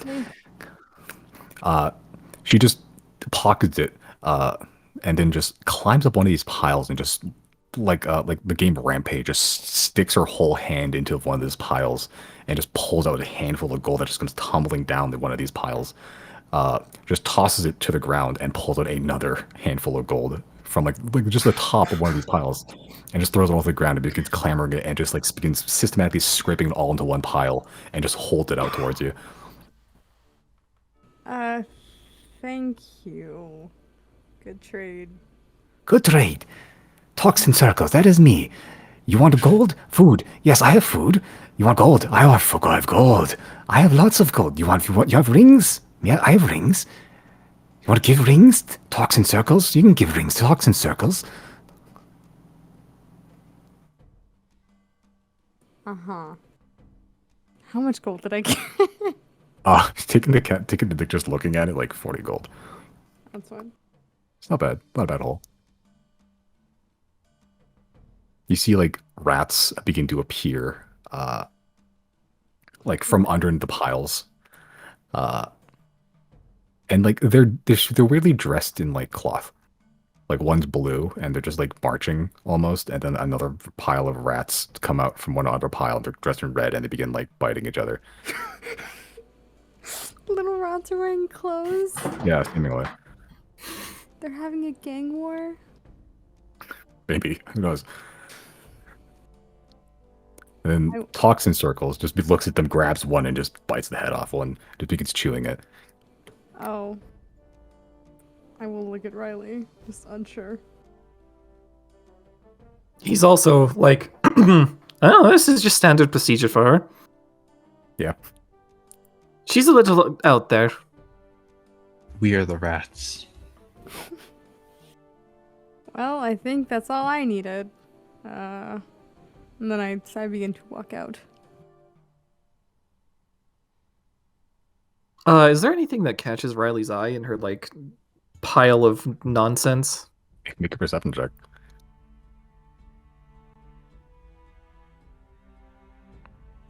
What is that? 19.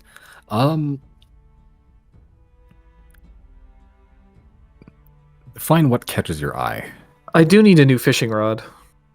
With that perception check, you do find and like hanging out from the top of one of the piles in the corner. You see dangling, as if beckoning to you, this long silver fishing rod. The reel glistening in the very faint sunlight, and like the actual rod itself just gently waving towards you as the actual line is pristine with a golden hook at the one end of it. Well, sucks to be whoever lost this one. Hey, talks in circles. I'll take that fishing rod at the top there. Without even looking, Talking Circle just runs up the pile and just grabs it, runs back down, and just sticks it in another pile waiting and just holds out her hands. And I'm going to, I don't know, maybe lowball 10 gold. Yeah, I'll give her 10 gold. Okay, you give her 10 gold and she just looks at you, still hands out, and just goes, oh. Oh. And a hairball falls at your feet. Hands still out. You really like this one, huh? All right, I'll give her another 10. She takes it, pockets it, and just begin chewing her rat, just looking at you, making eye contact. Good business. When she killed that rat, she ripped its head off. Did the other rats react at all? Yeah, they fled. Okay.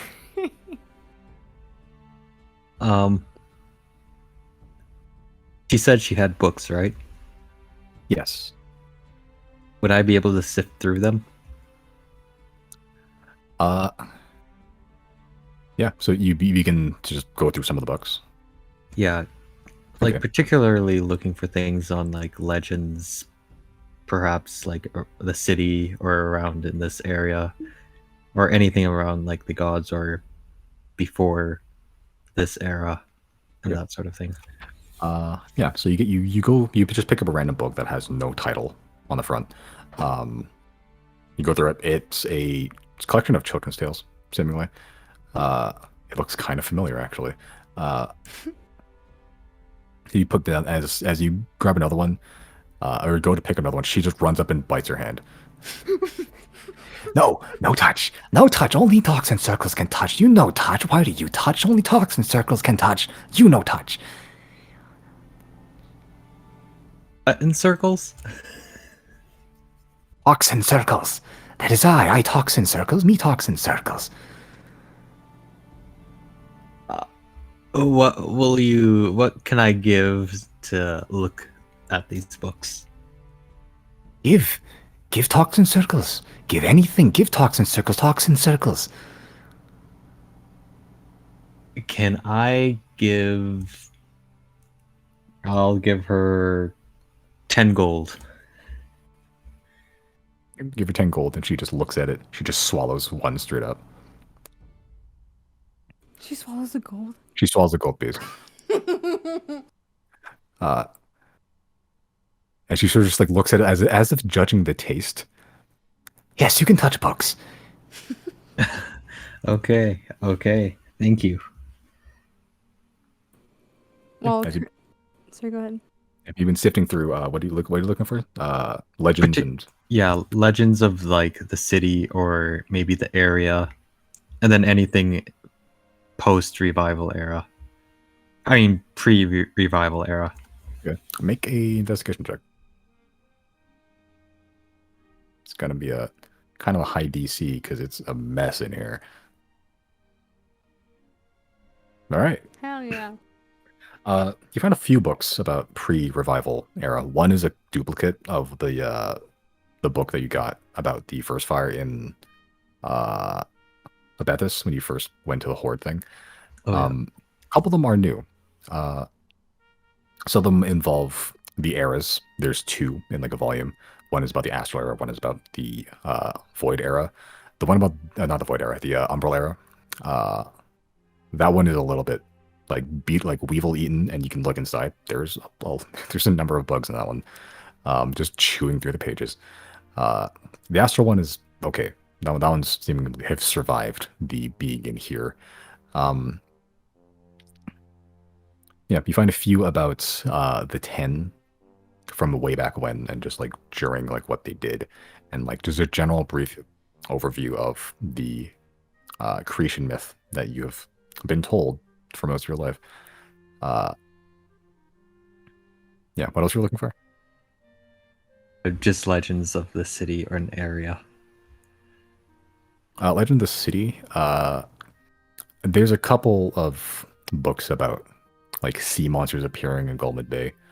That happens like every fishing town though. The classic Kraken makes an appearance. There is apparently the presence of fairly large whales, like weirdly big. Apparently some that fly, like whales that fly. Yeah, a lot of them seem to be based around the sea, at least in the bay. Yeah, but I'm just gonna check with those couple books you found. I'd say that's all you find. Okay, I think maybe I'll particularly look at the Umbral and Astral books and see if there's any information in there. Okay. Yeah, you're gonna sift through them now. Yeah. Okay, so you begin sifting through that. The one with the umbrella is a little bit hard to read because a lot of the pages have already been chewed through. So while you're reading through that, Zero, while you're doing something? Oh, I guess while Chris is sifting through the books, I'm gonna come up next to him and just whisper in his ear. I wonder if you cast Detect Magic, if anything in here will light up. There's a lot of junk in here. Yeah, we can try. I'll see if there's anything after I go through these. Yeah.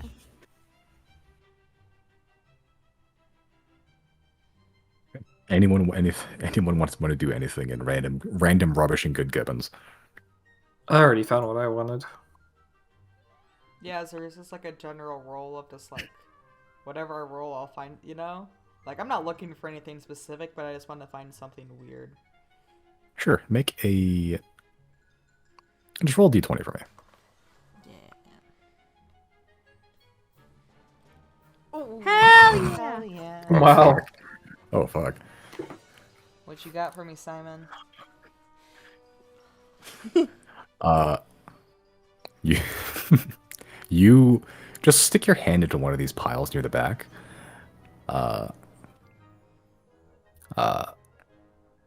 And you just pull out... You feel something furry. Like something furry, but then also like hard. And you just pull it out and you see a... like a mouse. Like not a rat, like a mouse, like a small mouse. But for whatever reason, this mouse has like part of its head gone. Like the brain, and inside is like... In its place is like a glass container with like a floating brain in it. Ooh. And the mouse just looks at you, and in your brain you just hear, "Unhand me." By instinct, Jana does it. Just reaction. Fucking cyborg mouse. What the fuck? Is it a computer mouse? It seems to be a partially robotic mouse. God. Yeah, Jana unhands it. Okay, where do you place it? On the ground? I think she literally just like out of instinct just like literally releases it in the air. It probably falls. Yeah, it falls, and it makes no effort to stop itself. As it just hits the ground with full force, and you just hear in your brain, "Ah!" And it just lays there motionless. It just lays there motionless as a... in your brain, you just hear, "If I had the physical capacity to bite you, I would." As from that same pile, you see like slightly smaller mouses that are seemingly fully autonomous, like robotic, just come out of the pile and just pull the rat or the mouse back into the pile. Jana just watches in like disbelief, like, what am I watching? And I think she like tries to like wave at the others, but everyone's like so distracted at their own stuff. She's just like, man, all right. Okay, he's gonna leave the mouse alone. Yeah, I think I'm just gonna look at that area in a while and then just like rejoin the group. Like, oh, I'm afraid to dig at other stuff. Yeah, that was a weird experience. Jeez. Okay, any final things you want to do while in the store? Chris is currently detecting magic. Okay. I was reading Cool. first. Reading through the books. Okay, is there any information you were looking for? Just I guess particularly anything on the gods or like creation of the 10 or something like that. Yeah. Looking through the books, a lot of it is pretty much most of the myth you've been told before, where it's like, yeah, the one concern with the astral era, it goes into a little bit more detail, but it pretty much says what most people have been saying for a while, where it's like the 10 were just always there, seemingly, from the astral era to now, and they were responsible for the creation of Titans. They're responsible for the creation of people who, in the second book, the Umbral Era one that you picked up, from what you can sift up, yeah, it still details that the people discovered arcane magic and they attempted to rebel against the gods, as per the myth. Yeah, the astral one goes into a little bit more detail into the gods themselves, but a lot of it is also just like fairly well-known stuff already. It just goes into like stuff that isn't very well-known, but also not very useful. Like, like apparently people would just like make offerings to Ebel by pretty much ripping out the reproductive organs of some fish and yeeting them back into the ocean. Like, cool trivia, but not very useful. But it's just, yeah, it's a lot of it is the same perpetuated myth that you've been familiar with. I see. Okay. So just common folklore. Yeah, it's common folklore, but stuff that goes into more detail about it. Like they're specified. The astral one is just more condensed into the astral area itself.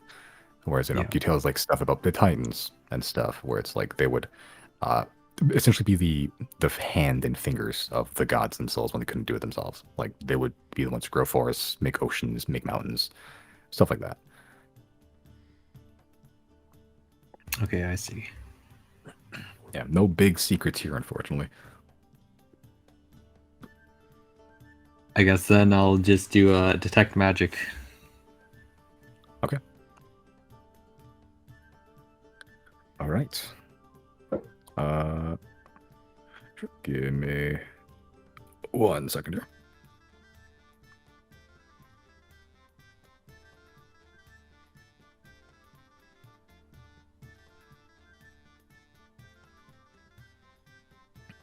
Where is it? Where is it?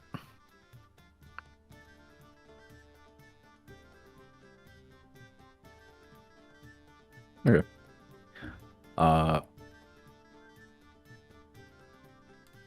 Cool. So, as you cast detect magic, you pull up 3 things. One is there's piles everywhere, but there's one straight across from you, which Jana is currently sitting in front of.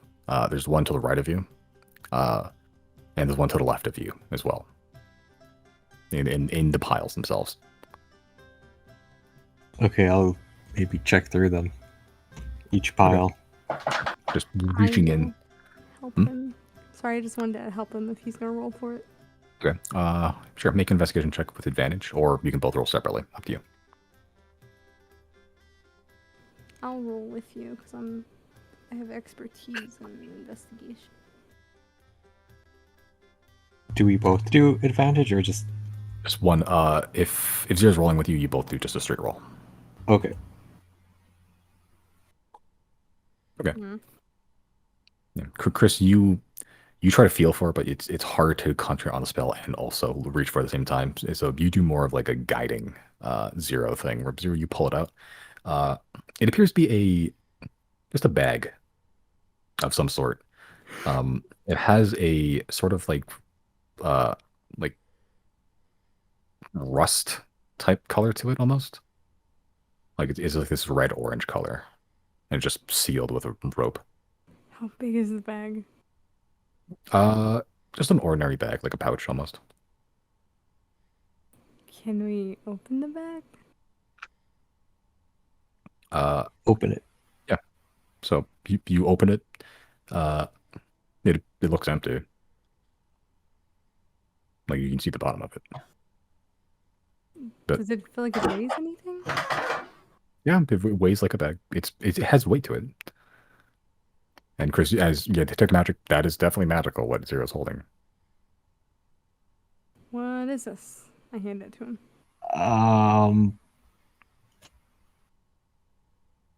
We will hold on to that, and I'll check later. Okay. But let's look through the other piles and see what else is there. Yeah.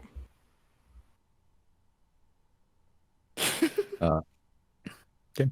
You go to the one that's straight ahead or one to the left of you. Straight ahead. That's one Jana was in front of. You reach in. Yep. Both of you make investigation checks then.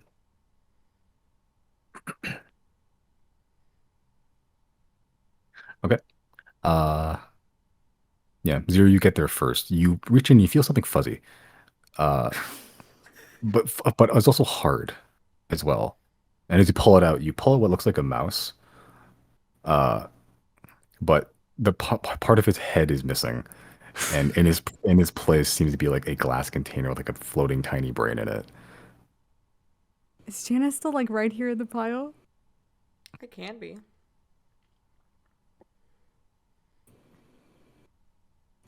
I guess I just hold it and look at it. Like I turn it even and try to figure out why this item is magic. In your brain, you hear, "Unhand me, ape." Jana's gonna look and be like, "Oh, you might want to unhand that." I'm gonna not. I'm gonna keep him in my little hand and just look at look at Chris. Yeah. Yeah, It looking at looks, it, the rat appears to be magical. it looks like a metal mouse. What's your name, little bud? Unhand me, ape. Wait, is it speaking out loud or is it just within her head? Within Zero's head. Okay. I'll try to hand it carefully to Chris. I don't want to like put it on his hand, or I guess I could put it on his hand. I'll just hand it to Chris. Jana's gonna warn them. There's like an army of these things in there. Just I'll hold it. I just started looking around. There's more, and just start digging through the pile. Okay. Yeah, with that investigation, you can look and just sticking your head in, you can see. Do you stick your head in? My hand or my head? What'd you say? Your head. I don't stick my head in. I'll put my hand in. Okay. You stick your hand in, and Chris, in your brain, you hear. In your mind's eye, you hear. Unhand me, or I shall have to demonstrate the consequences. What are the consequences? Maybe we can demonstrate those consequences on someone else. You're with Racy. My my- AC? Yeah. 18. Mine is 15. Okay. Oh no.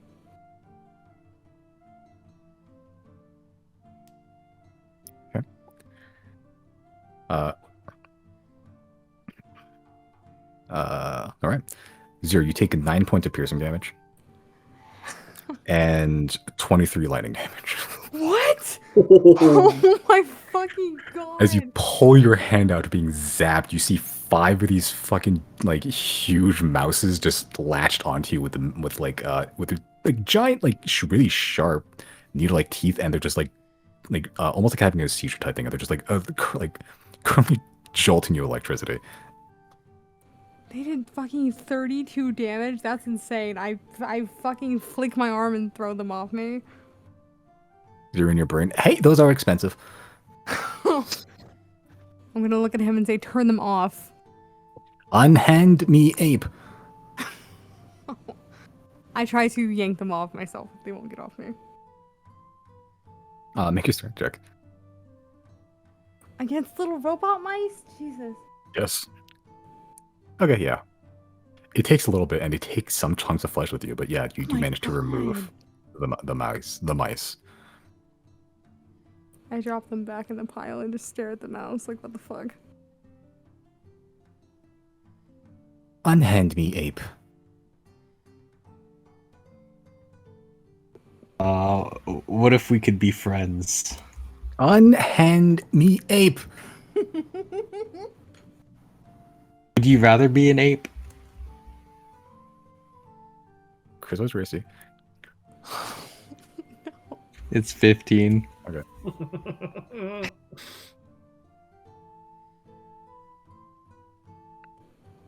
While he's experiencing consequences, can I call the Can I call the Tabaxi over?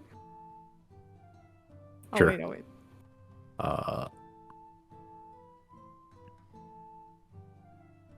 What is it? Okay. They didn't roll right. You take 5 points of piercing damage, Chris, and 21 lightning damage Okay. 21. as they begin That's biting so your good. fucking ankles. You can feel your legs just seizing up as as a couple of them just latch onto your tendons and everything. Can I shake them off? Big attack check. Yes. Yeah. You fling one so hard that it just hits the wall and it just stops moving.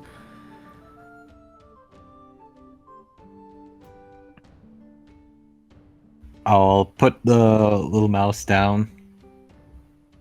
Should I do it? Put him down in the bag of holding? are we? You Is that steal his stealing? We're mouth? stealing. That's stealing, Chris. Are you? What? Not me, the rogue, lecturing the wizard on stealing. Look, I'm gonna get close to Chris and just be like, I'm not above it, okay? But that tabaxi kind of freaks me out over there. Also, this thing is like sentient. I don't know if it'll come willingly. Here, you take them. Can I hold him with mage hand? You can technically. It's just not. It's not. It does not weigh that much. can I hold him with mage hand? And I'm gonna call the tabaxi over if she's around. Yeah. Talking Circles just runs up to you all fours, and just looks at the mouse. Sort of just takes it and is about to bite its head off. I grab it back from her quickly. Why, What is this? Mr. Mouse? Just Mr. Mouse makes metal mouse. It makes the metal mice. Makes metal mouse. Metal mouse attack other rats. Rats to kill metal mouse. Rats kill rats. I kill rats. Does he live here? Do you want him here? Mr. Mouse not for sale. Mr. Mouse. Rents.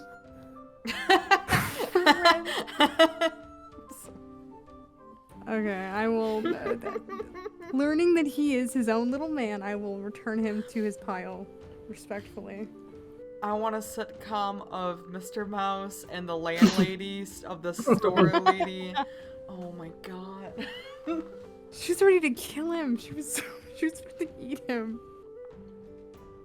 That's landlords, baby. Yeah, that's true.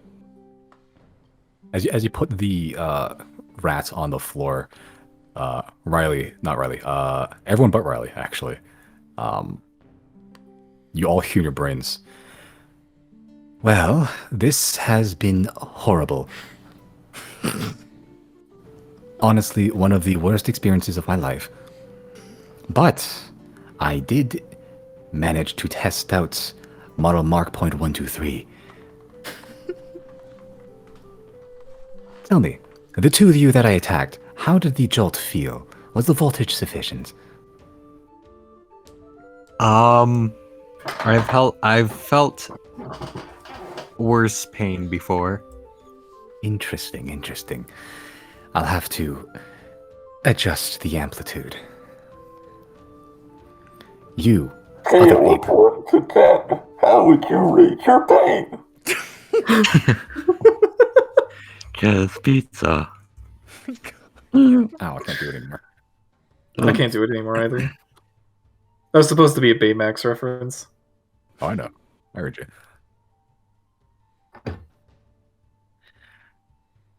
Well, it seems that the lot of you are a intrepid group. Am I mistaken? I don't even know what that word means, dude. Go-getting, adventurous, brave, heroic. Possibly for hire. Yep, we're for hire. Interesting. Do you have pay?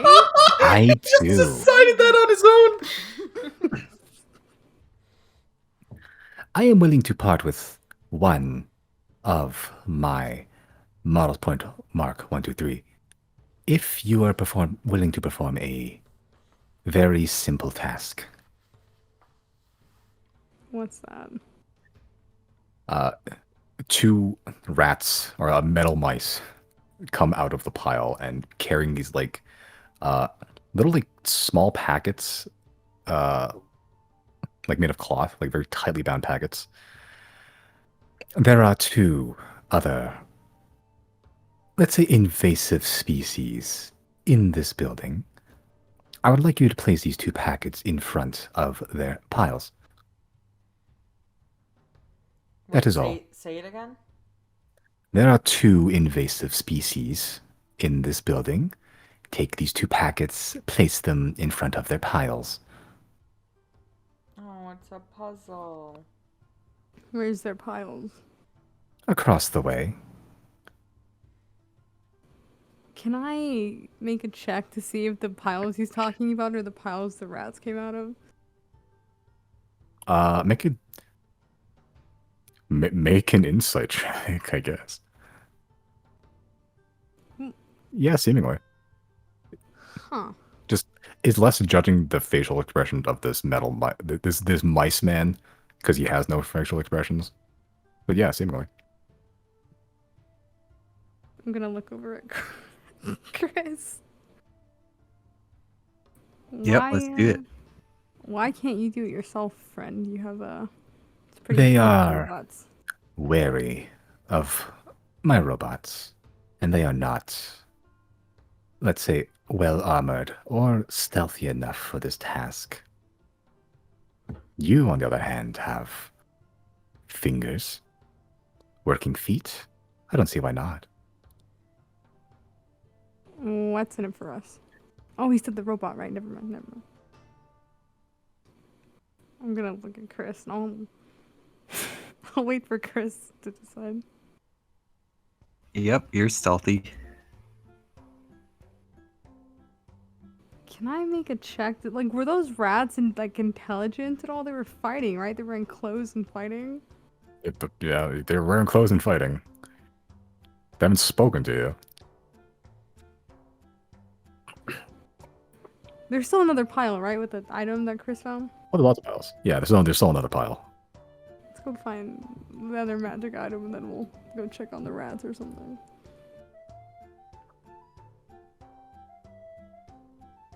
Unless Chris is just down to do it, I'm curious if the other rats are also sentient and intelligent.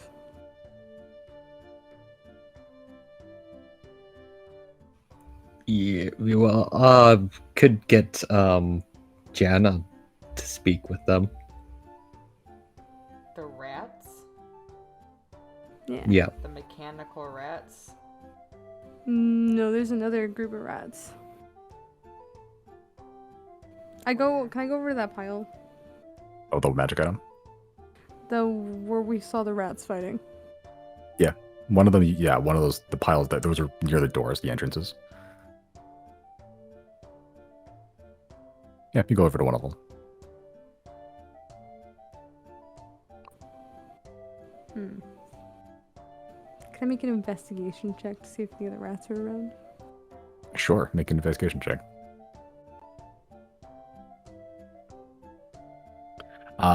Yeah, digging through, you just stick your hand in, you feel something furry, and then it bites you a little bit.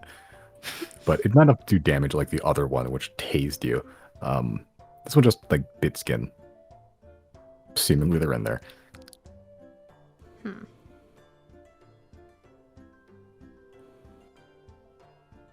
I'm gonna give the other poison packet to Chris and I'll let him be the one to do it. I'm not gonna do it. Okay. Before I do that, I'll check that other pile for the magic. Okay, make an investigation check.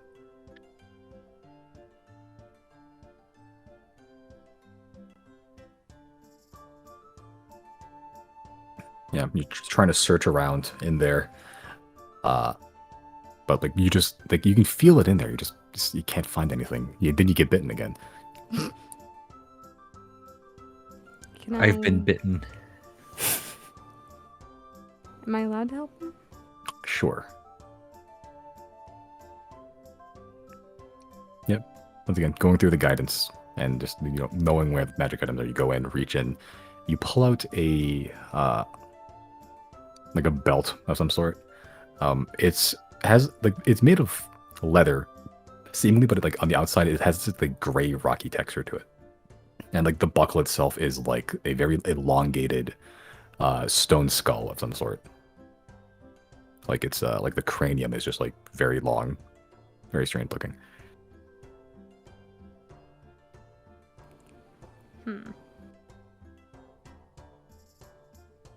Interesting.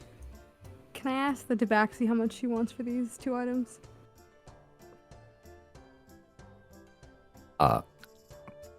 You ask, she holds out her hands. I give her 20 gold. Still holding out her hands. I give her another 20 gold. Still holding out her hands. Are you serious? Hold on. I'll give her. What did I give her 40 so far? I'll give her 20 more gold. Still holding out her hands. Really? God damn it. Okay. I'll give her potion of cold resistance. Make a persuasion check.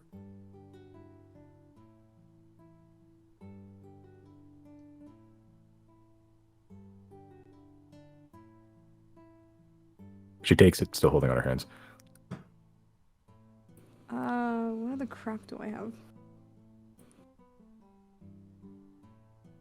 Does she want 4 vials of my my friend's blood? You just have that on you. Yeah.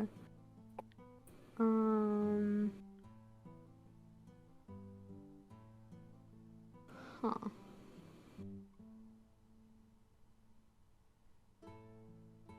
I'll give her another 10 gold. Still holding out her hands. Are you serious?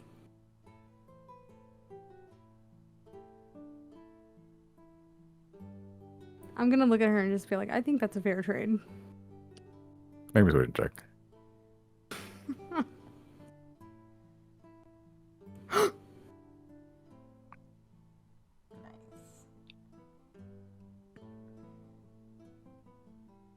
Yeah, she takes the, whether like 130 gold or something that you put down, just scoops it up and just shoves it into a random pile. Not even the same pile you pulled the gold from before.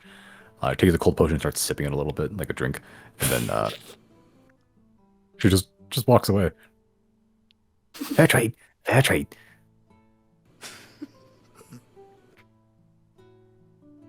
Well, I guess we'll have to figure out what the fuck these are now. As for the mouse thing, I'm not gonna do it. I don't really need a mouse robot or want to kill a bunch of innocent rats, but by all means. I'll do it. Okay. I'll go to the pile and Wow, what the I don't fuck wanna- is that? No thanks, I'm out. I don't want to hurt the real rats in the process. What if they're like racist or something? What if there's a reason? I don't think the real rats are the racists in this situation. what if they're actually zombies? Guess you're gonna find out. Yeah.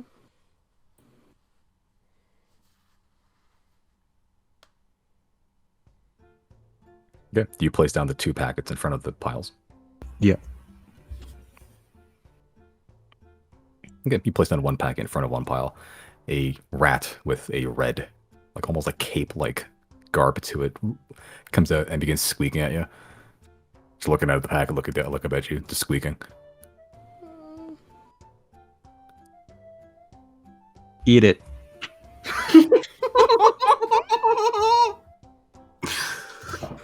Oh my god. Make an intimidation check.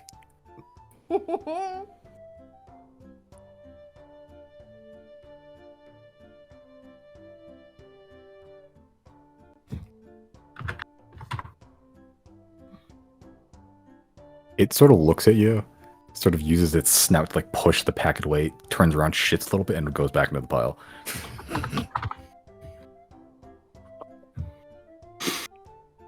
Wait, all he told us to do was put it in front of the piles, right? That's it? I'll put the other one in front of the other pile. Okay, you put a lot. You put the other pack in front of the pile, and the what is this?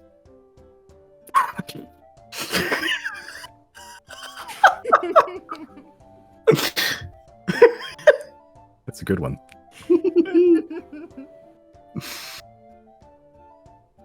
You put the packet down in front of the other pile. Like a rat with a blue cape walks out, looks at it, begins squeaking at you. Eat this. Make an intimidation check.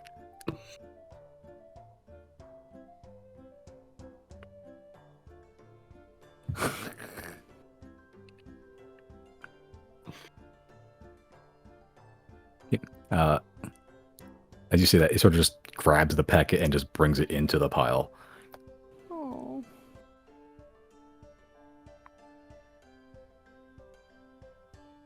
Yeah, no discernible effect about beyond that. I'll go to Mr. Mouse Guy. Okay. I As you have done approach the Mr. deed. Mouse, in your brain. Have both piles accepted my gift? One of them have. Well, ensure the other one does too. Okay. I'll go back to the red mouse pile.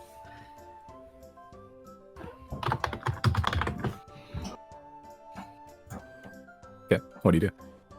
I'll help him this time. Okay.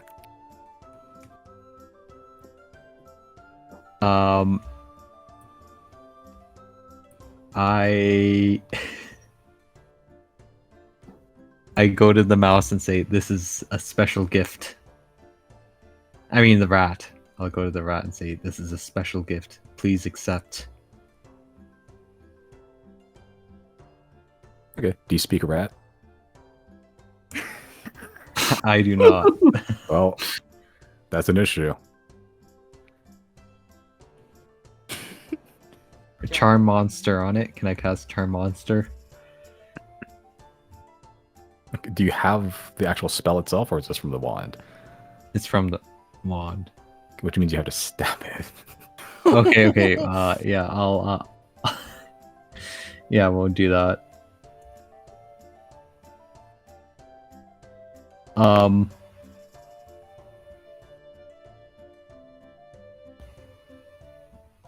Do I know how to persuade a rat?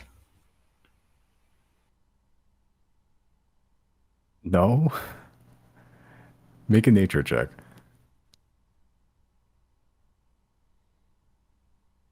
They like cheese, they like food. They'll eat anything, really.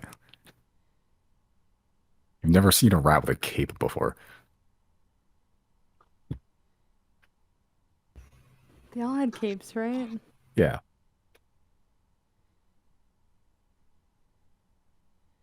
Do we have any food?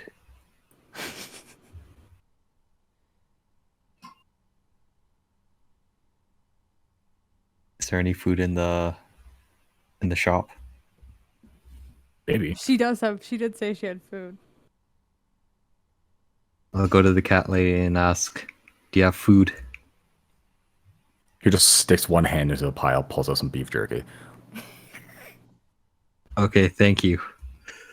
She holds out a hand. I'll give her 1 gold. She gets to eat the jerky. And then I'll place the jerky on top of the package. Okay. So you do it. It pulls both the jerky and the package into it. Then I go back to the mouse and say, they have been accepted. Okay. One of the metal rats crawls up your shoulder, Chris. And in your brain, you hear Mr. Mouse speak directly to your mind. Now, say the words "activate clean cleansing protocol." Activate clean cleansing protocol. You hear this faint, and you look behind you and you see like this green noxious gas coming out from the piles.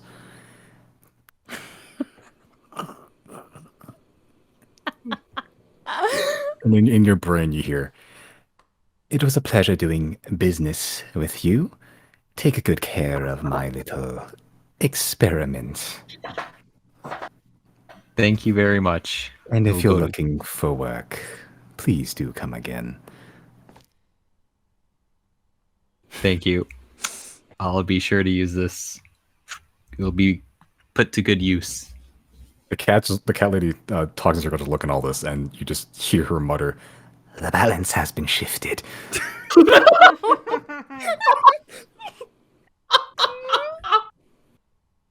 We're gonna go back to Golpa and it's gonna be like just a fucking field of ash. Everything's been burned down. The rats are the only thing keeping this guy in line. Oh no.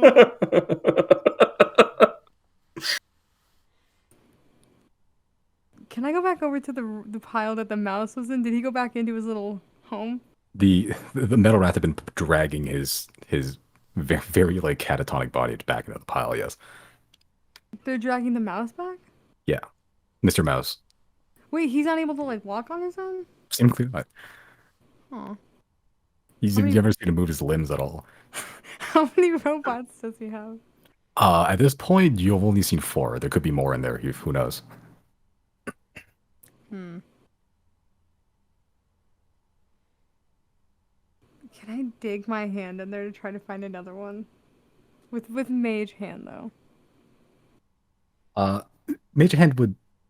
It'd be hard to squeeze a mage hand in there because it won't be able to shift the whole pile like your hand could. Okay, can I use my real hand? Make an investigation check. Are you looking for another Mr. Mouse or another robot mouse? Another robot mouse. Okay. What's your AC again? 18.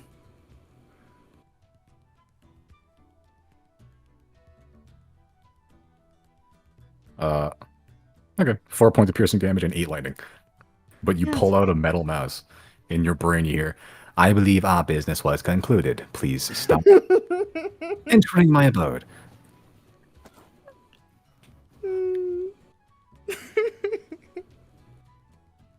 Okay.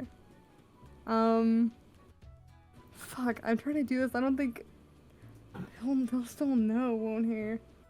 I want to slide a hand this robot into my bag of holding, but I'm pretty sure he'll still know. Make a sleight of hand check. Yeah, you definitely sleight of hand it. Can I just drop him in the bag of holding and then begin leaving? Sure. You get to the front door. Yes, I Seemingly nothing happens. Okay.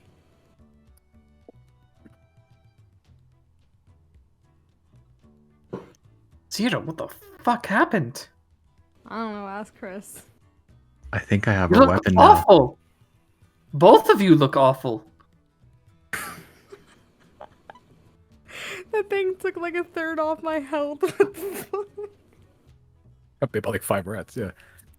Is that just what happens when you go deep enough in there? I think I changed the course of the war. You did. Wait, you found an enemy neutralizing device? Perhaps. I think I got a new weapon. Leave it to the fucking weird wizard. Well, that's great news. Love to hear it. At what cost, though? You know what? I don't want to know the cost. Oh yeah, did anyone see I'm not us? going to ask. Was Riley already outside? Riley has no idea this was happening. He was... Kill myself for wording it like this. He was enamored with his rod.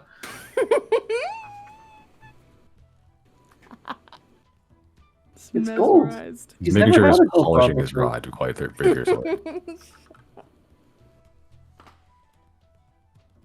It's about fishing, okay? Take it very seriously. What are these new toys we got? Haven't cast identifying them yet. The Yeah, metal you mouse, know. you have no idea what the capabilities are if you have a metal mouse now. Damn, you right. Okay, do I leave? I leave, yeah. Yeah. I'm Okay. ready to leave. As you're all leaving, you hear from behind you, Talking Circles just looking down at the noxious fumes, and you just hear under her breath, "War never changes."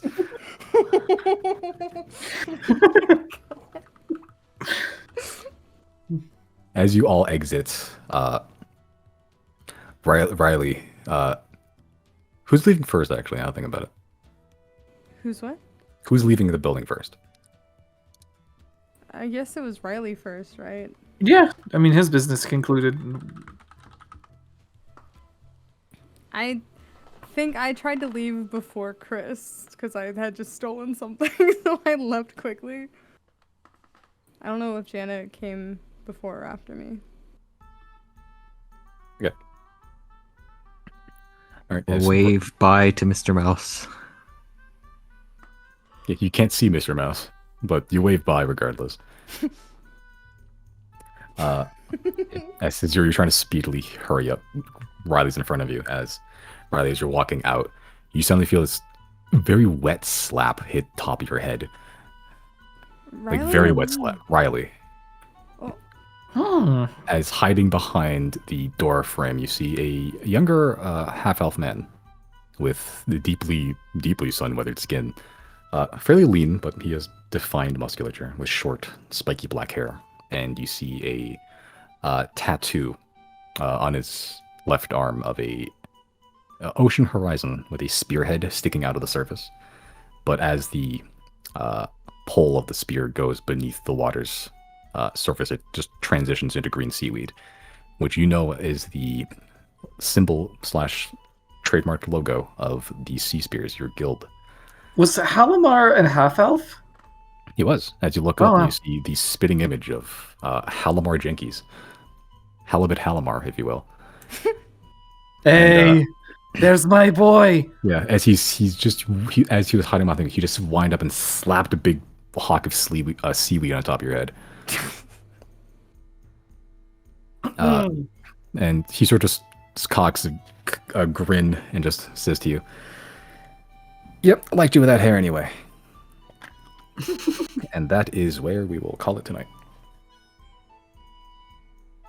Hell yeah, brother. The three-way rat and mice subplot war.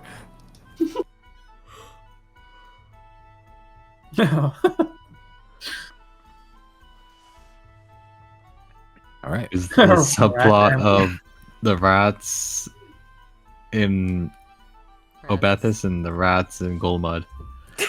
And the rats, we are the rats. I can't believe how long it took for that to finally come up. The rats in Golmud are more powerful, I bet. Fuck the robots. The last thing I Well- wrote on my notes is just fucking Chris. You want two of the factions that are dead now? Do you want to know the names? Yeah. One of them was the NPR, also known as the New Pile Rat Public, and the other one was Cheezer's Legion. Cheezer's Legion. Oh. Well, I was cheesed to meet them. They're dead. We're dead now. Mr. Mouse rules. Big building. I have a feeling it's not Mr. Mouse renting, but talks in circles. Oh, it is now. The mountains shifted. She's a guest in her own business. The rats were protecting her. The balance has shifted. 4,000 for everybody. 4,000, you said? 4,000 EXP. Good RP. Good RP. Good thinking. Did we level up? I don't know. No. No shot. We just leveled like 2 minutes ago. You never know. So is it 210544? That's what's on Matt's. Oh, that was hard. We had to Yeah. round up. 544 or 554? Five, I have four, five. four. Yeah, I have 544.